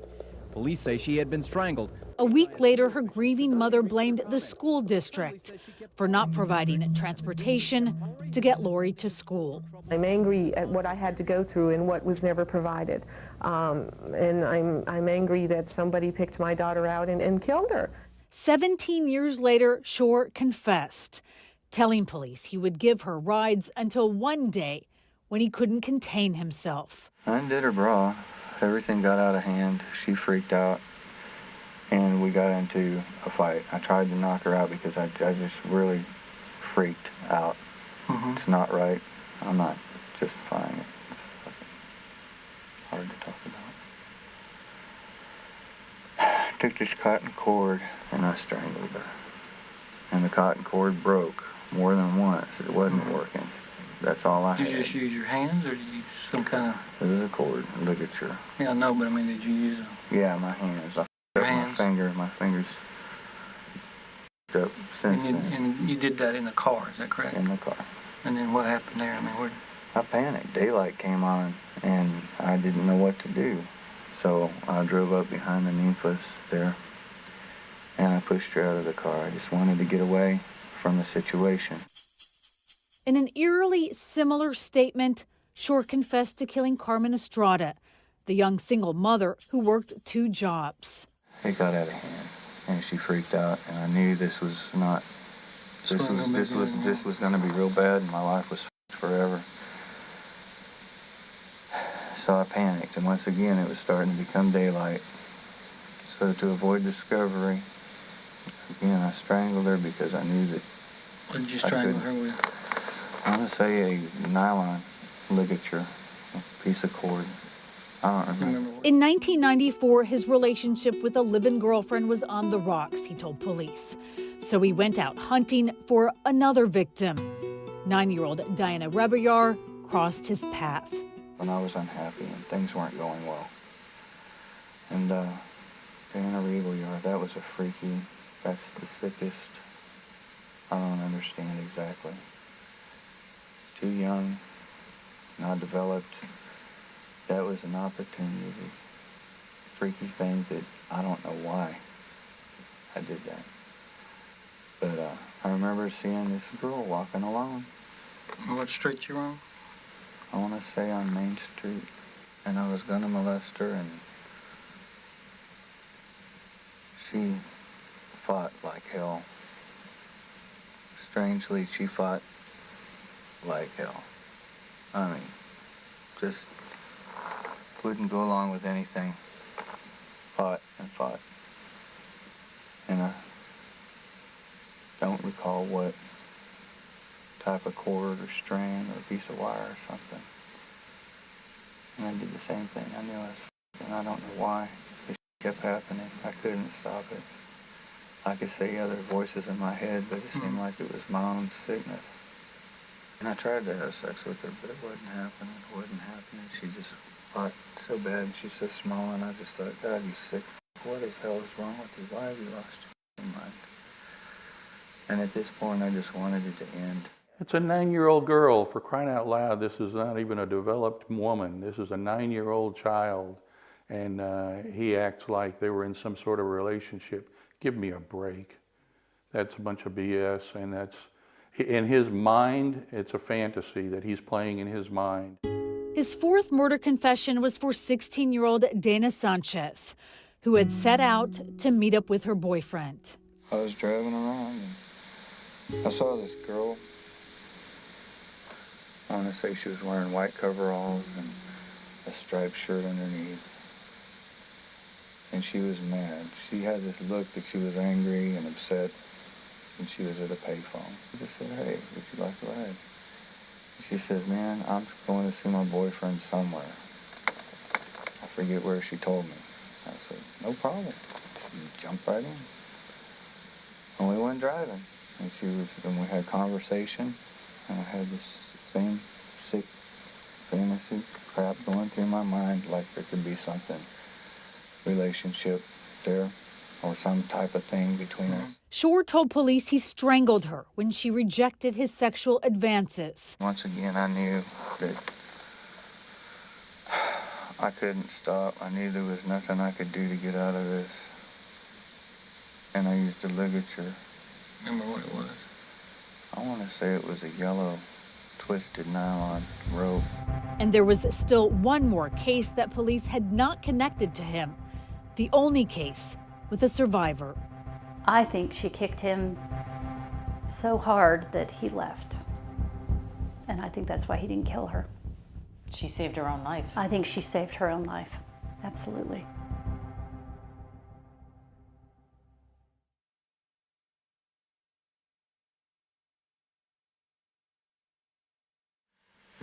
She was attractive, and I was a phone man working outdoors, outside plant. And I'd worked down this street several times. I'd seen her coming home. I knew that she was a latchkey kid. In September 1993, Tony Shore used his job to scout for his latest victim. The 14-year-old was a student at Lamar High School. When she got home one day, Shore was already inside waiting for her. It was a vicious attack. I wore a t-shirt as a hood and sunglasses so she couldn't be recognized. Told her it was a burglary, got her cooperation, and tied her up with electrical cord and raped her.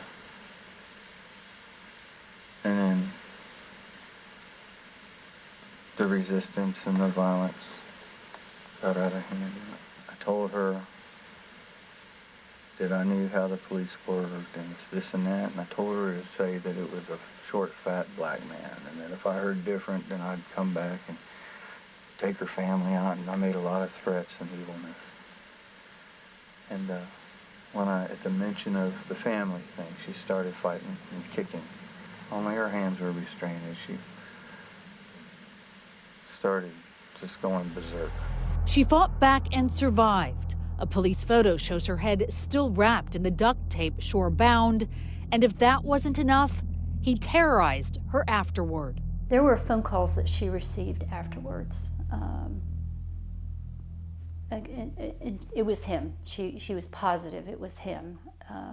So to know that, first of all, you've been sexually assaulted brutally, and to know that that person is still out there and is still watching you had to have been one of the most horrific things for a sexual assault victim to go through. 10 years later, prosecutor Therese Boos was the one to notify her about the DNA match and confession. What was her reaction? Do you remember? She burst into tears. Yeah. Police are calling him a sexual predator. Next, it was the public's turn to be informed. The man is evil. He needs to be off the street. News of a serial killer's arrest and confession stunned Houston. And in Shore's old neighborhood in the Heights, residents couldn't believe it. I mean, that really scares me. And as I said, I have two daughters, and at that time they were around the same age as his daughters. The 41-year-old who had trouble keeping a job was now living in another part of Houston with a new girlfriend and her sons, one of whom said this about Shore following his arrest. He made me real happy too. He helped me out with a lot of things, and I'm pretty grateful to have known him all in all. You know, he just had another side. He had issues, you know. No one expected multiple murders. I was pretty shocked about it. I was like, whoa, that's crazy. I mean, I thought he would have cleaned up his act. Not even his oldest daughter, Amber, who helped expose him as a sexual predator. He was like abusive at times to his people he's in relationships with, but I never thought he would like go that far as to like sneak off around alleyways and snatch up little girls. But on the West Coast, there was one person who wasn't surprised. My sister calls me and she says, "You got to sit down." She says, "There's Tony's DNA." And I said, "What? They finally found that he killed somebody?" And I had said it jokingly, and my sister says, "How'd you know?" And I said, "I knew. I just knew." To defend him as zealously as we can to protect his constitutional rights and to see that he get a fair trial. Shore was charged with capital murder in the deaths of Lori, Carmen, Diana, and Dana. It didn't take long for the Harris County District Attorney's Office to decide to seek the death penalty. I think you guys know how the citizens of Harris County are, and he is a serial killer who's killed 4 little girls, so, I mean, you can pretty much guess what most people would think he deserves. During the searches that followed Shore's arrest, police seized some telling evidence. We searched his bedroom, and we found about 5 photo albums that he had kept, and they were filled with newspaper catalog cutouts of young Hispanic women wearing lingerie, page after page after page of it. They were collages. Literally, he had gone in and he cut out from magazines color pictures of women's breasts.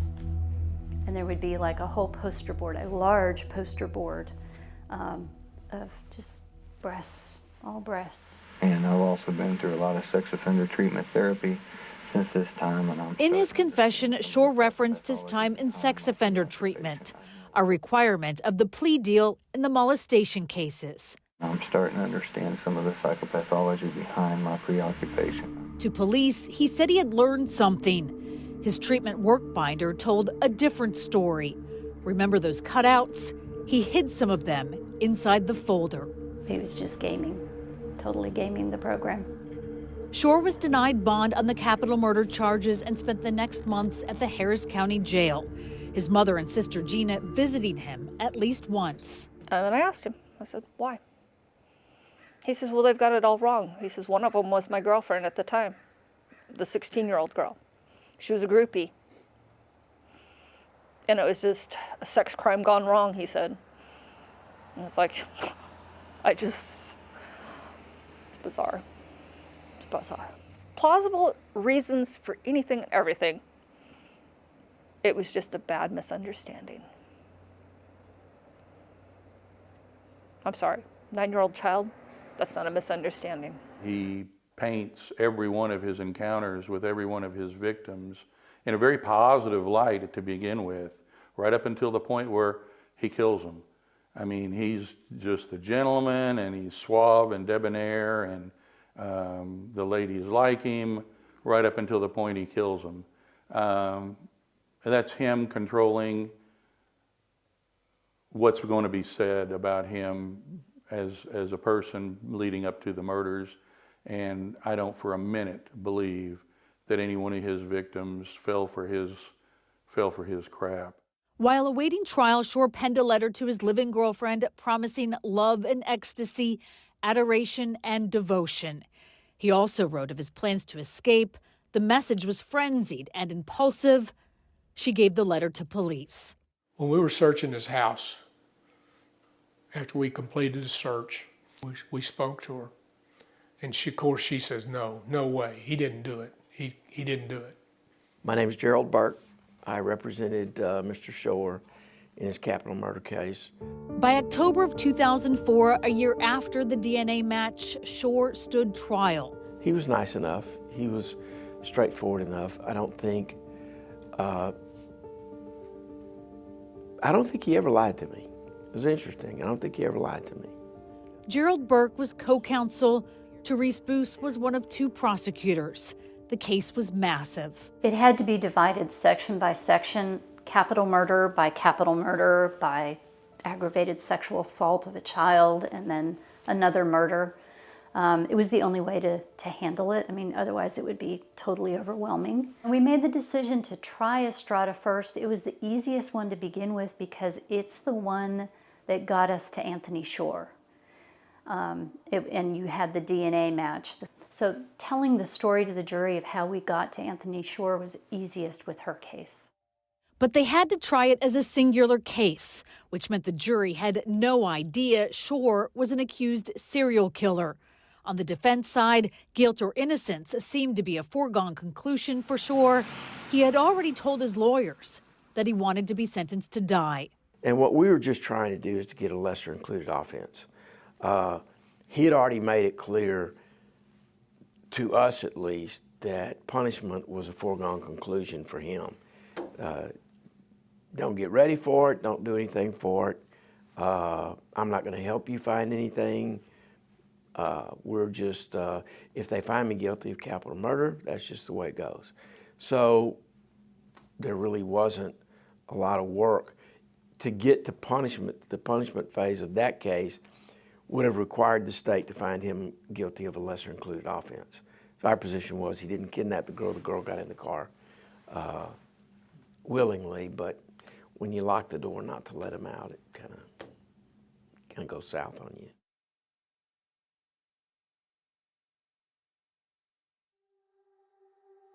Carmen Estrada never made it to her bus stop in 1992. I didn't set out to kill her. That was not my intent. Her body was found behind a Dairy Queen. Shore told police he had modified his approach since his first victim, using a handmade tourniquet as the murder weapon. Did you use your hands on this one, or did you use something else? I want to say because I had my hands up from the first one, I used a piece of wood, a pencil, or might not have been a pencil, it was something. Might have been a paintbrush, something. Some piece of wood or something that twisted it. Right, but on this one, you think it was a white cord you said, and you think it was like a pencil or a paintbrush or something you used? A piece of wood, some kind of piece of wood. You used as a, I don't know, what's the word, a tourniquet maybe, or? Yeah, something. You like put it in there and then you twist it. Yeah. With Estrada, Shore told police he had established a relationship, but that when he took it to the next level, she rejected him. And he told a similar story about the other murder victims. I think in his mind, he knew that socially there had to be some kind of reason, that we would all be looking for why. And I think that he just offered that as his excuse, just like he did the reason why he had to kill all of them. It was because they fought him and rejected him, and he felt he had to kill them to save his marriage or girlfriend or relationship at the time. Yeah, it's just garbage. Shore was convicted of capital murder for killing Estrada. Next was the punishment phase, and for the first time, the jury would learn the man who had been sitting just feet away from them was a serial killer. They were surprised, and I think they were very overwhelmed with what came at them.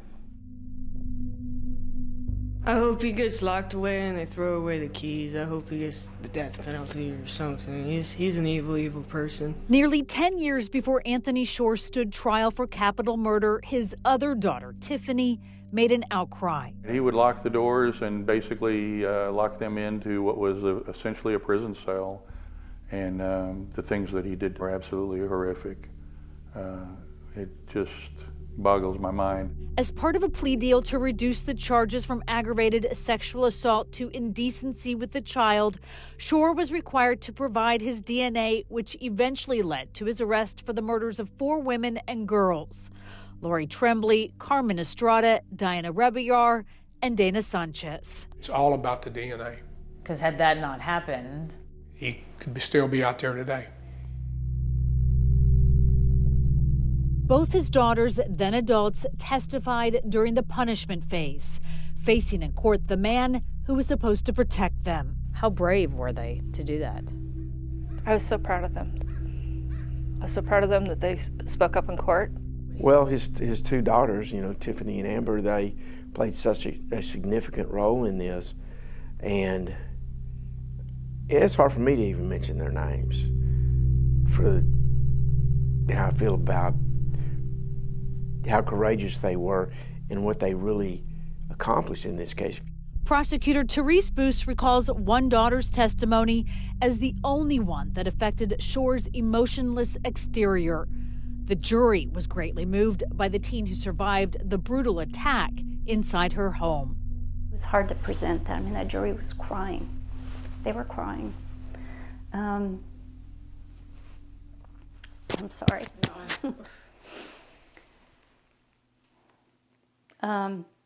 And that's hard because you have a surviving victim, So you kind of go through all of that with them. So yeah, these are, and I'm a professional. Those jurors were a variety of people who had to listen to all of it, all at once, over the course of a few days. Each of these crimes was horrendous. Every single one of them in their own way, it was a life that had been terminated for no good reason other than his sick fantasy. Other testimony revealed that Shore would often drug and choke his romantic partners during sex as they were in varying states of consciousness. A jury hands up a death sentence to a... Within an hour, the jury had a verdict, and Anthony Shore got what he wanted, the death penalty. Well, I liked him to the extent that I knew him, but I only knew him from a custodial situation. He didn't belong out here with the rest of us. That much is clear. And the state's job was done. Prosecutors elected not to try him for the other 3 murders since he was already facing the death penalty. Under the Code of Criminal Procedure, our only job, is to see that justice is done. That's it, period. Not to get a conviction, not anything, just to see that justice is done, whatever that is. And in this case, it was getting a death penalty answer from a jury for all of his acts. Absolutely. That was the appropriate punishment? Absolutely. I mean, what else can you do with someone like Tony Shore? Shore spent the next 14 years on death row. He exhausted his appeals and managed to escape one date with death. Just before his planned execution in October of 2017, he confessed to another man's murder. Larry Swearingen was also on death row for the 1998 capital murder of 19-year-old Melissa Trotter.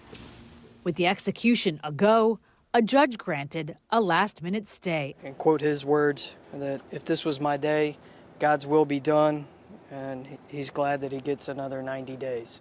Eventually, Shore signed a statement saying he had nothing to do with Trotter's murder, but not before investigators made several trips to death row to talk to him about the possibility of more victims. It was just him trying to manipulate law enforcement further and I guess stay off of the gurney as long as he could. Do you think he killed more than 4 people? Absolutely.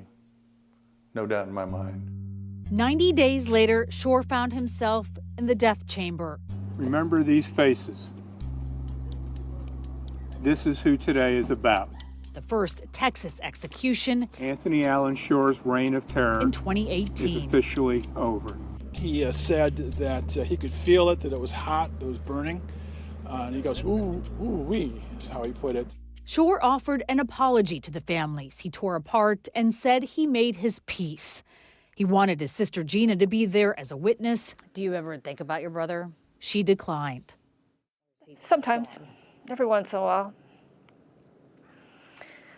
I'll hear some really pretty piece of music in a style of music that he played, and I'll think, what a shame. What a shame, such talent. He could have done so much more that was positive. I just feel sad. I feel sad for his victims, his daughters. His daughters are victims too. Gina remains close with Tiffany. The young mom lives in Arizona and has a daughter. I thought he was a little bit psychotic. And Amber, who spoke out after their father's arrest, has not been heard from in years. We don't know what Amber's doing. Amber may not be alive. We don't really know. Nobody's talked to her in over 20 years. Gina neither embraces the notoriety nor shies away from it. I know it sounds so hokey to say that if I don't say something, it just perpetuates it further. It may be somebody else who might be wondering if their relative's doing something wrong. Maybe they'd come forward if they see that somebody actually has gone through it. Today, the victims would have been middle-aged women, mothers, sisters, daughters, whose families never got to see them grow up. I think the victims were absolutely terrorized, absolutely traumatized and terrorized, and I can't even imagine what they went through during the time that led up to their death. It had to be horrific. There's just no way of knowing except to know that they're in a better place now. She'd be standing over here, and she would come from that direction. I was thinking that she lived over here at the next block. Patrick Bolger has wondered from time to time about the life of his passenger Carmen Estrada, but is certain about the fate of the man who killed her. He got what he deserved. Just a little bit too late, but he got what he deserved.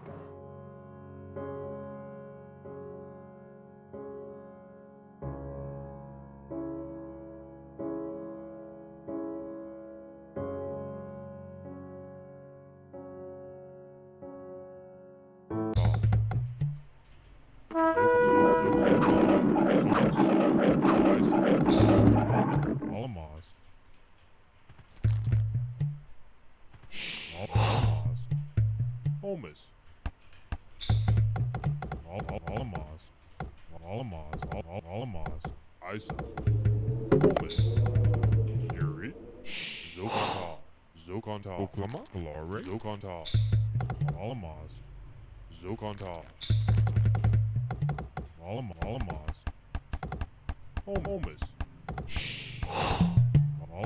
Isa. Yuri. Holmes. Holmes. Isa. Holmes.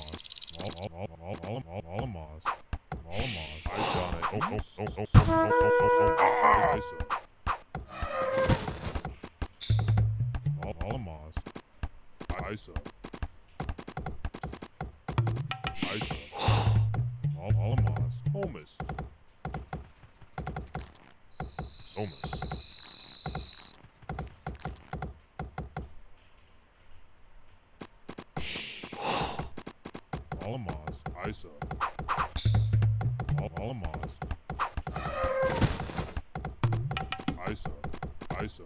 Isa.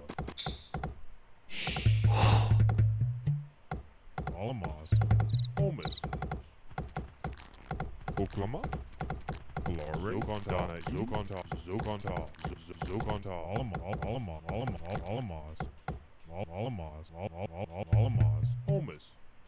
Holmes. Glory. Holmes.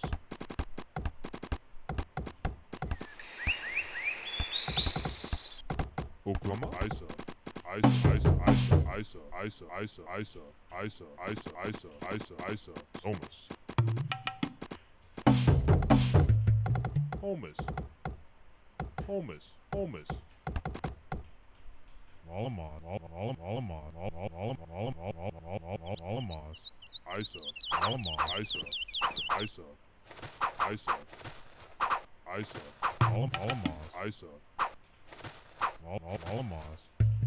Holmes. Holmes. Glory. Isa. Oklahoma.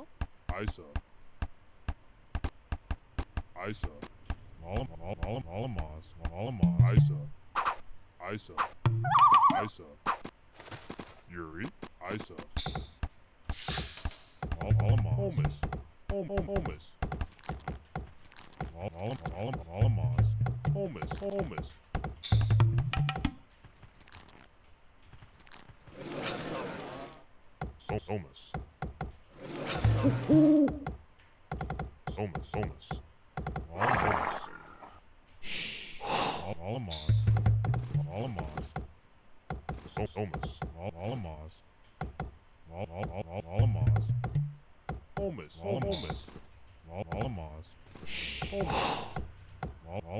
Holmes.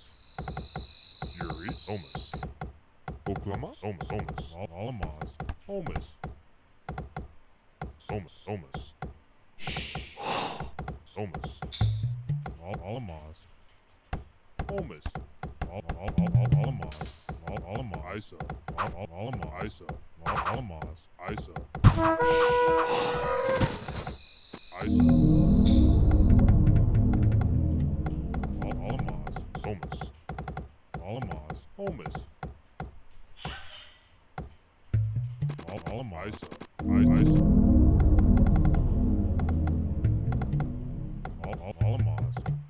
Holmes. Rogan. Holmes.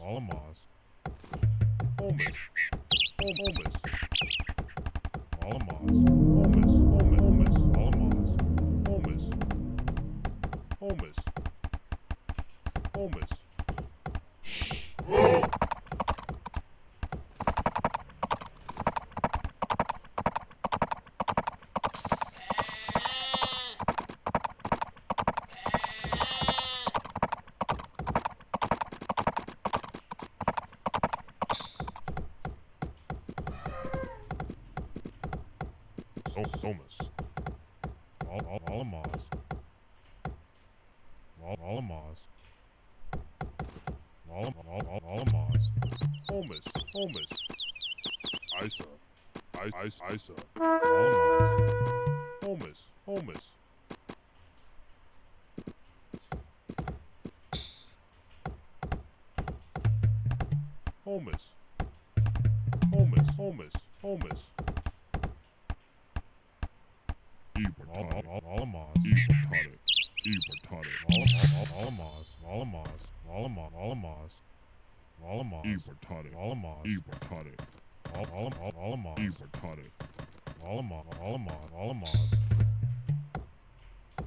Holmes. Immortality.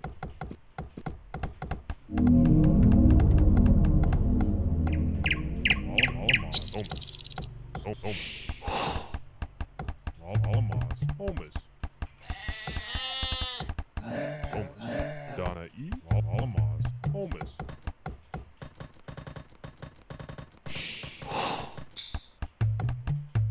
Homeless. Alamos. Homeless. Homeless. Alamos. Homeless. Alamos. Homeless. Homeless. Yuri. Oklahoma. Alamos. Alamos. Alamos. Homeless. Alamos. Homeless.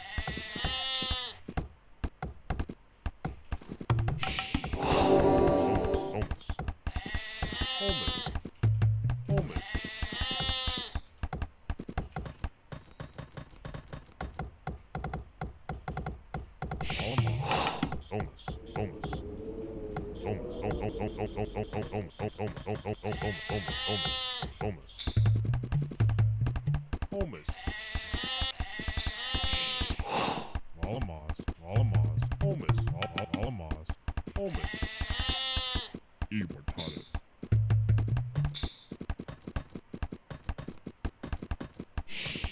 Alamos. Homeless.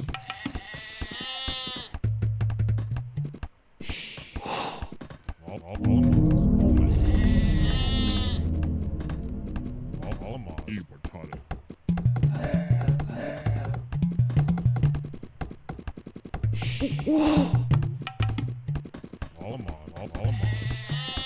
Homeless.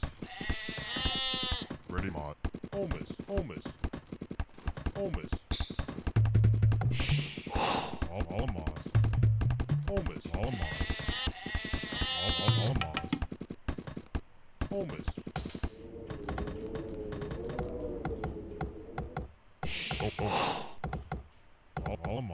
Alamos. Homeless. Oklahoma. Alamos. Homeless. Homeless. Homeless.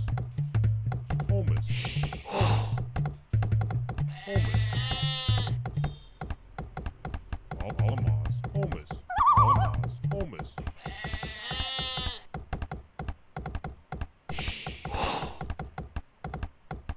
Homeless.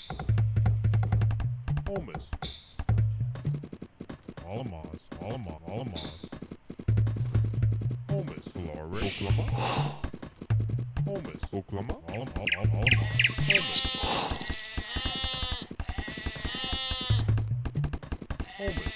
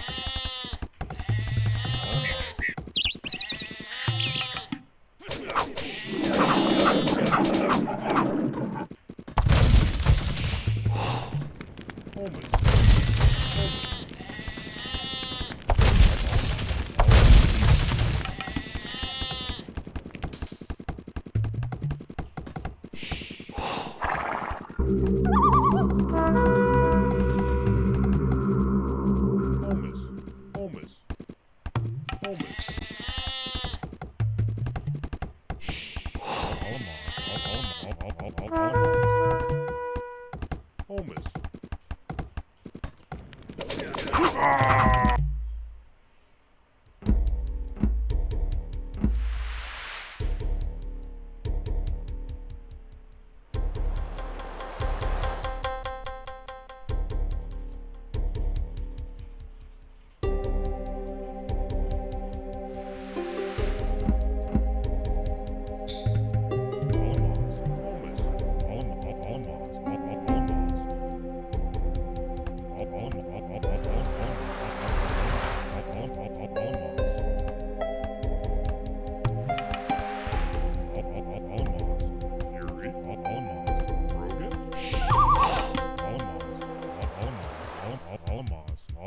Alamos, Alamos, Alamos, Alamos, Zokontal, Alamos, Alamos, Holmes, Holmes, Holmes, Holmes, Zokontal, Donna E, Zokontal, Zokontal,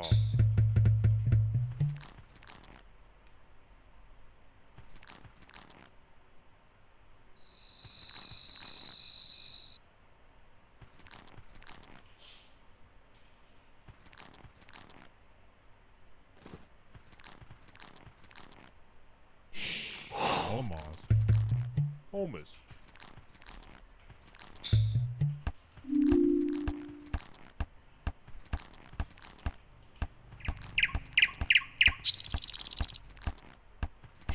Alamos, Zokontal,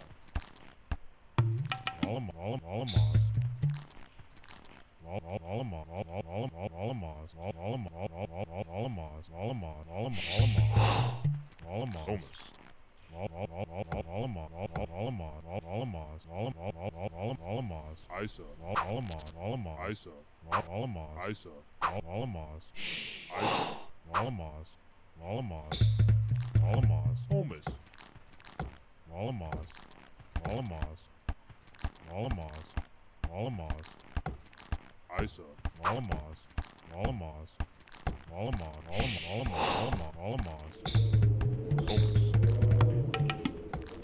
Holmes, Holmes, Holmes, Holmes, Holmes, Oklahoma, Holmes, Alamos, Holmes, Alamos, Holmes, Holmes, Calare, Alamos, Alamos, Alamos, Alamos, Alamos,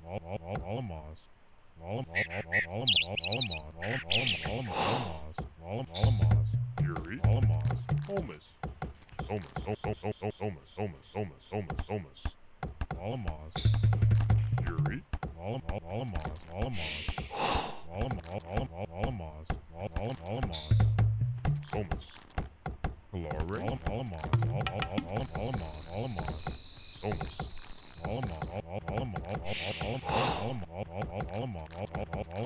Holmes, Holmes,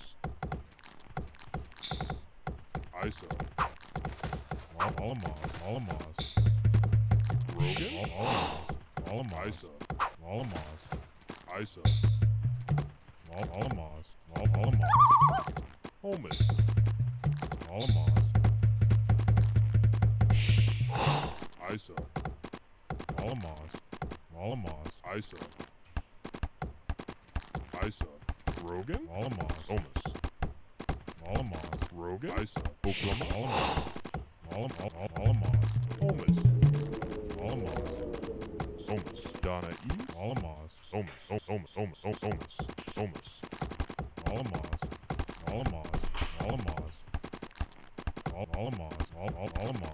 Isa, Alamos, Isa, Alamos, Calare, Oklahoma, Isa, Alamos, Zokontal, Holmes, Alamos, Isa, Holmes,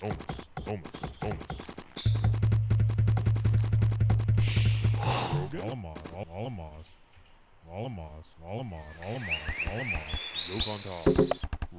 Zokontal, Rogan, Zokontal, Oklahoma, Zokontal, Alamos, Zokontal, Holmes, Zokontal,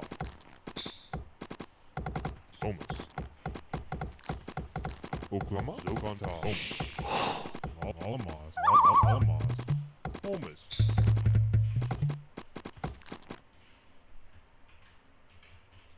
Zokontal, Holmes,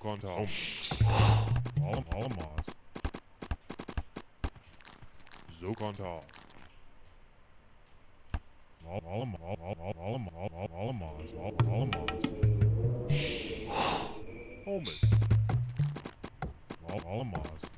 Alamos, Homeless. Homeless. Homeless. Homeless. Homeless. Alamos. Homeless. Alamos. Alamos. Homeless. Homeless. Homeless. Homeless. Homeless. Homeless. Alamos. Homeless. Alamos. Isa. Alamos. Isa. Alamos. Isa. Alamos. Isa. Alamos. Isa. Homeless. Homeless. Homeless. Homeless. Homeless. Homeless.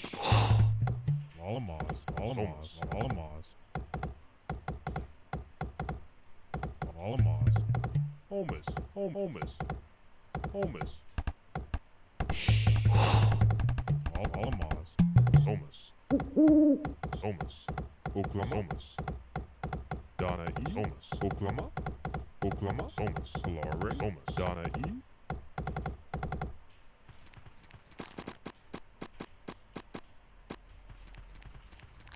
Homeless. Homeless. Homeless. Homeless. Homeless. Homeless. Homeless. Homeless. Homeless. Homeless.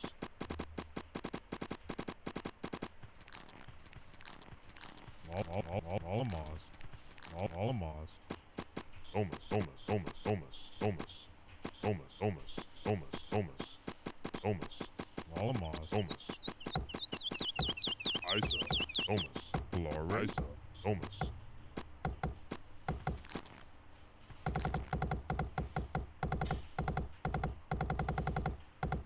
Alamos. Alamos. Alamos. Homeless. Homeless.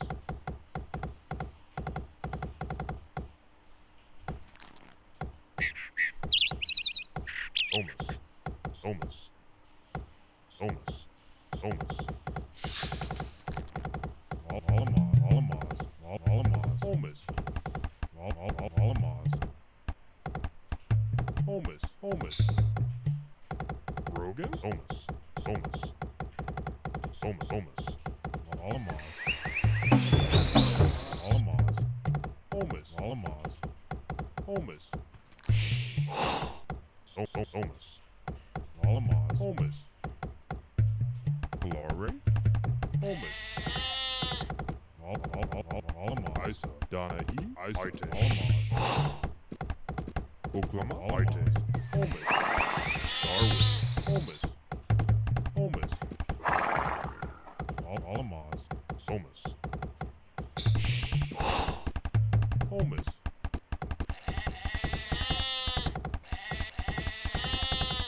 Homeless. Homeless. Alamos. Homeless. Alamos. Homeless. Homeless. Homeless. Homeless.